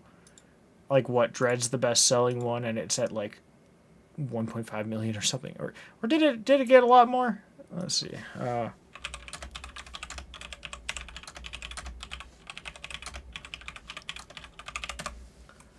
Oh, it over 3 million. Which, yeah. That's like half an opening weekend of a Pokemon game. For the best the Metroid has ever had. And then for the worst the Pokemon has ever had.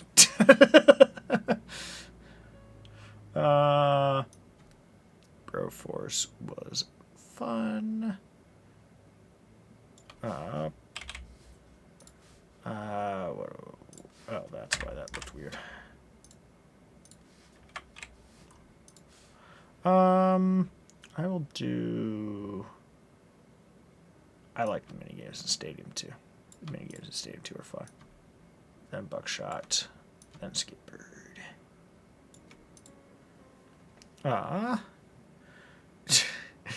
Goose Game. Or Desktop Goose. So these are all still ones I marked as above average. I am thinking the Pokemon Puzzle League is not one where I'd look at it and go, that's above my expectations. If anything, I'd say it's pretty much what you think you'd be. Yeah, pretty much. If Dread was a Wii U exclusive.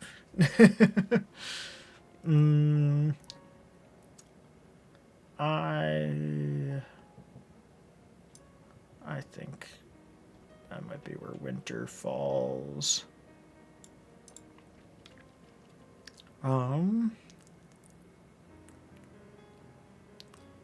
Desktop Goose was very fun.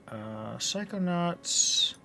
I think Psychonauts can fit in this little chunk here. I'd say Warrior Land Virtual Boy was probably the best on that. Also, I like how the one called Average has almost nothing in it or below it. I only play good games. And Snowdown. Which you can kind of see. Although the worst game I probably played this whole time, yeah, it probably was the Bram Stoker's Dracula. Otherwise, it was Omega Knot, but I think that was just because we had no clue what was happening. Thought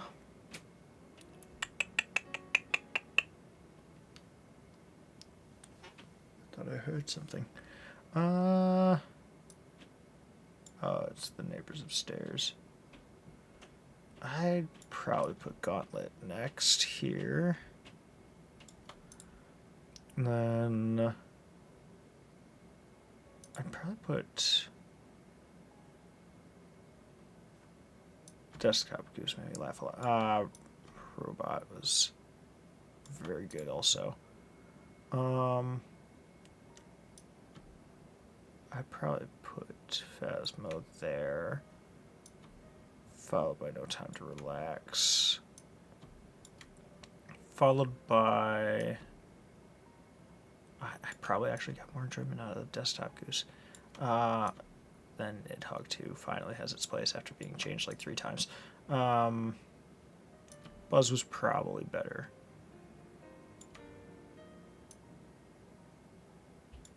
There we are. Then Absurd Trolley Problems was very goofy. I like goofy. Why is it not aligning the way I want it to?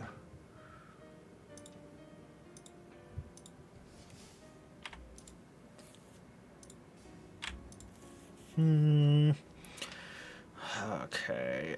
And then the average games. Are there any that I'd be like, I would put. No, Gar Melee does exactly what you think it would do. Yeah, now we're just kind of like, they weren't the greatest thing I played. Project Winter's probably still top of that. 180 games. Oh, goodness. The trilogy? The whole trilogy, Steven? This stream isn't even as long as Fellowship of the Ring yet. And mine's 128 games. Although I'm trying to be kind of quick talking about each one since there's so many. Probably do Tygo. And then probably Sam 2.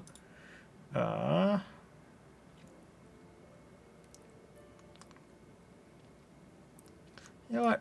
I will put Sam 2 up here. I think. No. I gotta keep it where it was. Probably Puzzle League. Then I know this is gonna be the last one.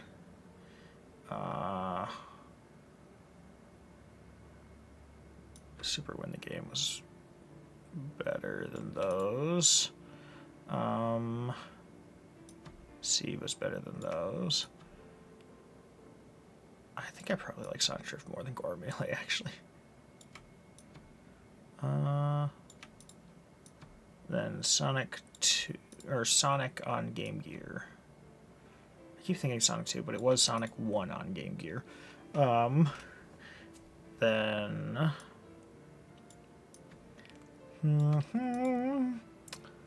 Little Nightmares 2 is probably the best of these games, followed by Blood Omen, which largely just suffered from bad combat and being buggy. Robot Golf was probably still more fun than the rest of these. Then, honestly, Buzz Jr. Robot or whatever. I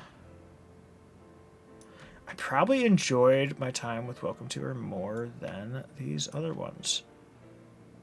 I don't feel like there's any difference here, but I'm assuming 2 probably did something a little better.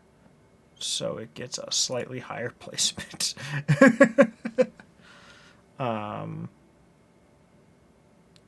Yeah, that sounds about right. I'm not even in the hated category. Okay, for these, is there any overlap between that I... Oh, 9,000 word. Steve, I haven't even broken the factory seal on my copy of Bonanza, and I'm already seeing people buy it for $20 less than what I paid. Now I'm feeling scammed by my own impatience. Although I also want to play Astrobot, which one day I'll get to more of these games. Right now I'm playing Wario Land 2 and Final Fantasy VII original whenever I bother to get around to playing it. Because I keep taking time to play it. I don't know why. The music pause? No? So any other transitions between tiers I want to focus on? I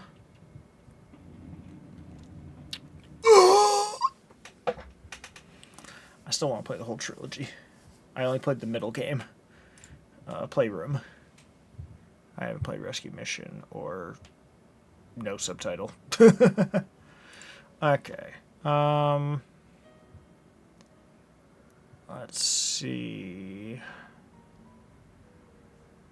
Yeah, that sounds about right. Yeah.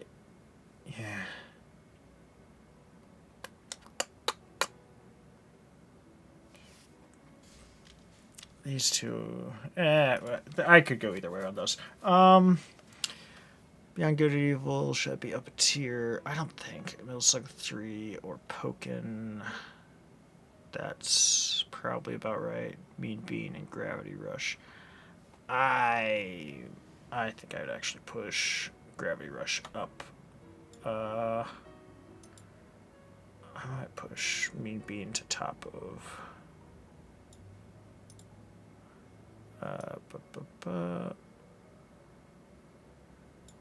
There. And Gravity Rush, I might actually put above quite a few of these. I shouldn't have rated that low. I might have liked Zack and Wiki more. You ever play Gravity Rush, Steven?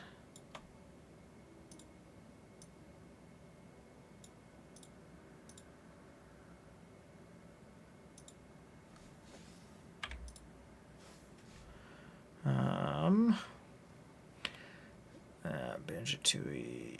I probably actually still put Banjo-Tooie above Mean Beaning. Somebody might hate that. That's fine. Lethal League above Blue Fire. Blue Fire was... I feel like Blue Fire goes up a tier here. Infinimos probably goes down a tier. Yeah, Infinimos is lower than that. Here, we'll do that.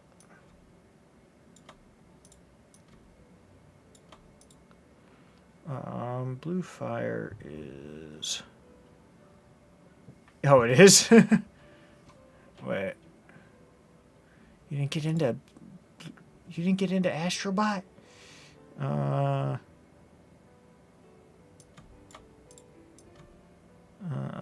Let's toss there. Oh, no. Oh, no.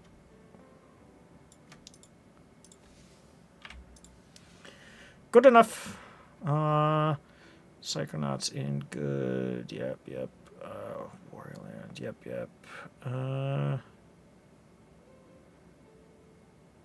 Yeah, I'm happy with that. I can just get rid of the whole hated category.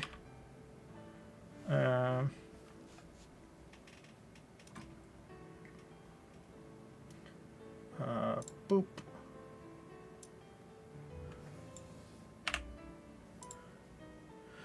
And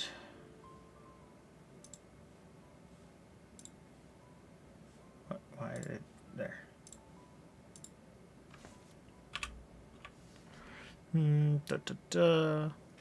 So it's nice. There wasn't any games I hated.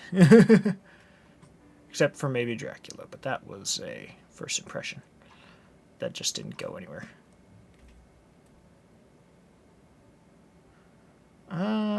Honestly, I almost feel like just moving these up.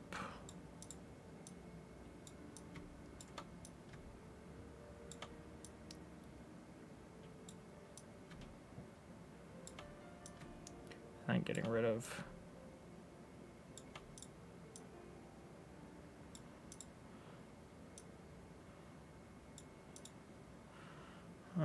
but...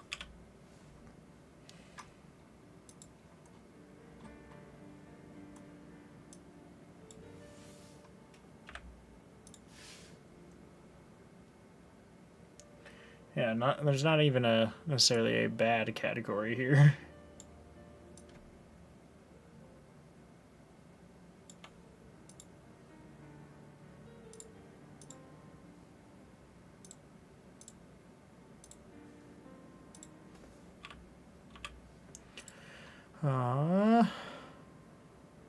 Oh, Gravity Rush. Gravity Rush, you kind of get to hit the right stride. It's fun, though. I just wish that it wasn't so obscure how to get to the level up menu. Trail of Blue Flame. Preposterous. I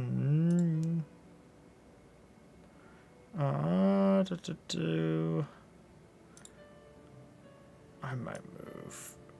Red Alarm is probably more that category. The first impression ones are harder to do, though.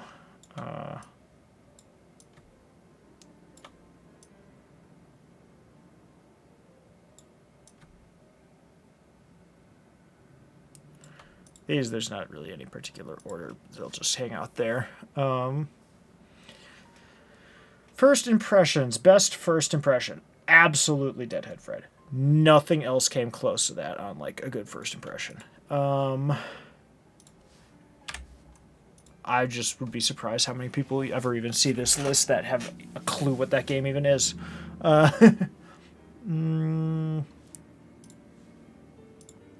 there's 3. Yeah, I've still never played Earthbound.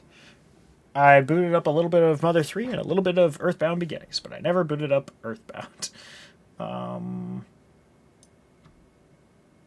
Probably. No, Jetters is above that.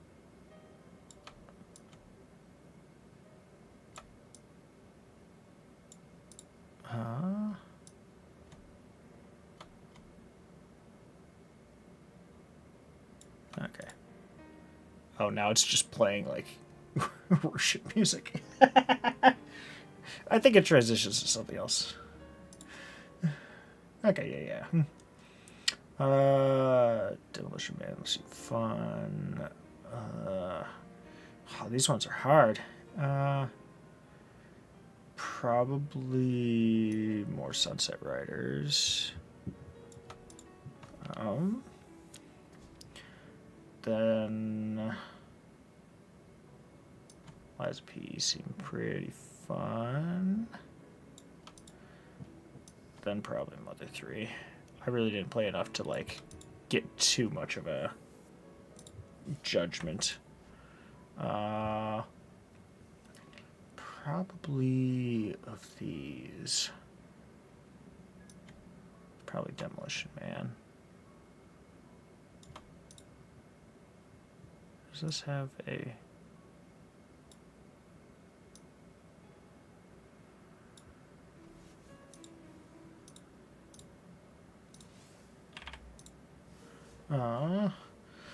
and... Ooh, Blast. Followed by... Okay, yeah. I'm just trying to roughly line them up at least. Then probably the order they're in, I think, actually.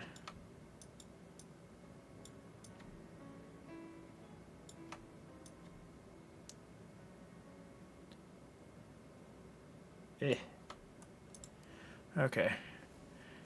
They're brave and bold. Yes. Demolition Man game. It's actually pretty solid. I enjoyed it. We did not play that much of it, but it's pretty fun. It's kind of like... I don't know, it's almost like kind of plays like Mega Man X.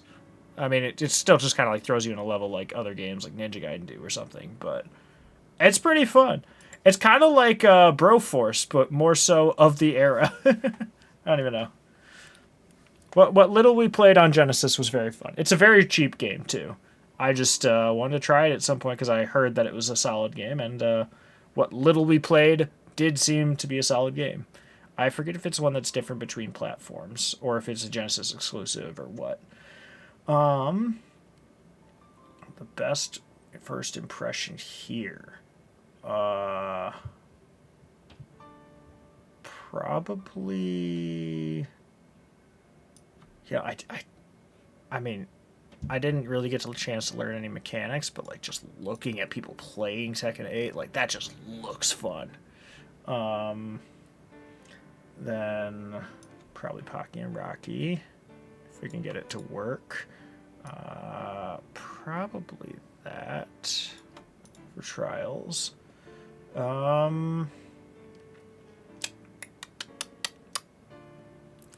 Yeah. I'd probably put 11 above 9. And then probably Guilty Gear right after. Ooh, wait, Maximum Velocity. Yeah, that could be next.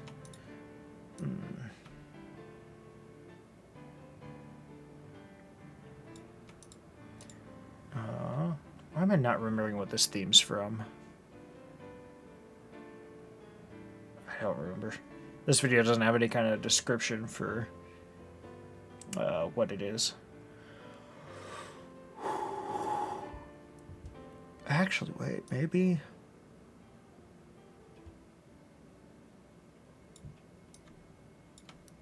I think I might put these two probably in this order.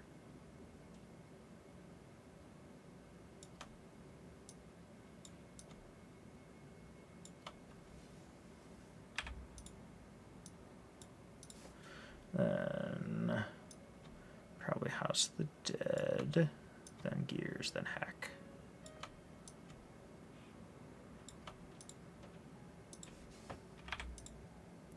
Oh, I feel like I should remember what this one's from. Let's see. I was pleasantly surprised by this. Otherwise, Red Alarm.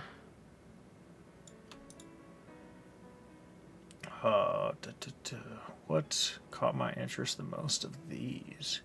Rescue. I wonder, is this... Because this file is 5,000 by 5,000 pixels, so... Oh, wow. You can really tell how rough the placement on some of these things is here when you go in this much. I'll patch that up post-stream. Oh,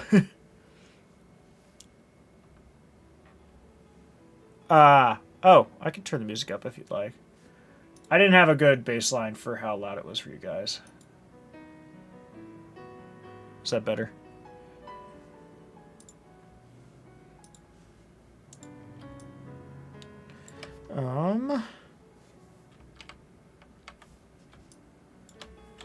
Alright, we're gonna keep working on the document, guys. You just, you keep, paying attention. Let's see, I think that's a video game. Why would you need to zoom out this far? Okay, so the maximum zoom turns a 5,000 by 5,000 pixel file into 4x4 on my monitor.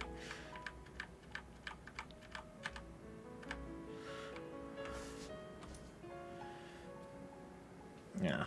Then,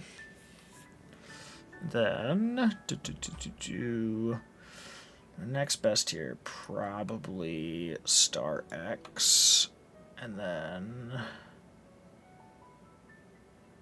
Time Crisis, Raising Storm. For 1 million by 1 million pixel. Not this. This one's just 5 by 5, and I'll be trimming it to get rid of dead space on the side. And then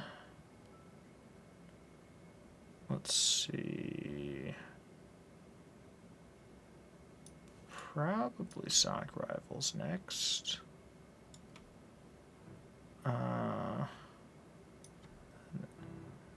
You'll know this one, Steven. Because I know this one.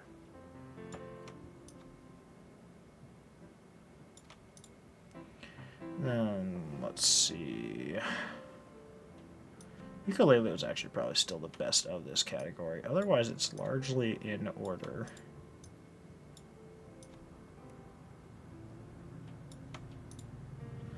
Alright. We got our final list. Let's get rid of empty space. Wait. What? Why are you even counting that as a crop? Okay.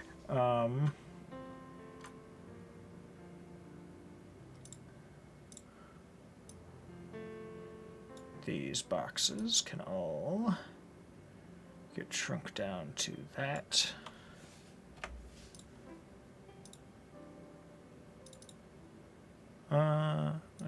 Let's try this way, or no.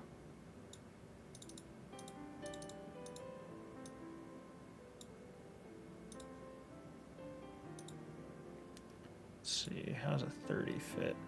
That'll do it. Oh.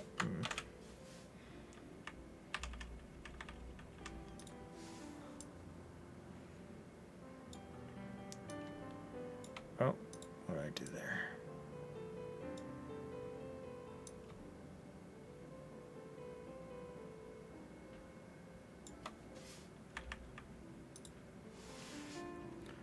Da, da, da.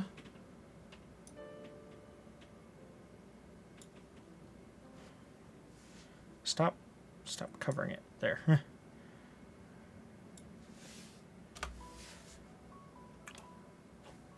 Oh, I love this theme.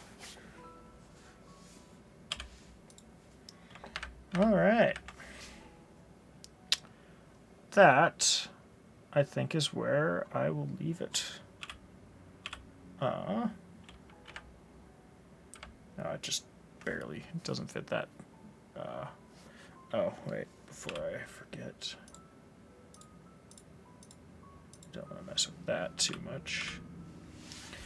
But yeah, look, it barely fits between the chat windows and camera. Paint tool for the last 20 years. Dead Space. I didn't play any Dead Space games last year. There was talk of playing Callisto Protocol, though. So yeah, that is what we... Yeah. I mostly took the names from another template I found. And then I adjusted them a little bit. I think I added in one of the best as a category. And then took out like 3 different negative ones. Because I wasn't really playing games that were all that bad. Like the worst... Like, I don't know. I'd call one single game that I played enough to rank properly a bad game. Probably. And which is just Snowdown. But yeah, then first impressions ones. Feel like that came out pretty solid. Yeah, that is you, Steven. You play the games everyone talks about, then you're like, that sucks. I'm going to play Dragon Quest XI again. That's your mindset. But yeah. I don't know if I care enough to do the little bits of cleanup, because they aren't all pixel perfecty things. Like look, that's got a pixel too high. Oops. And then that's good. That's not quite tall enough.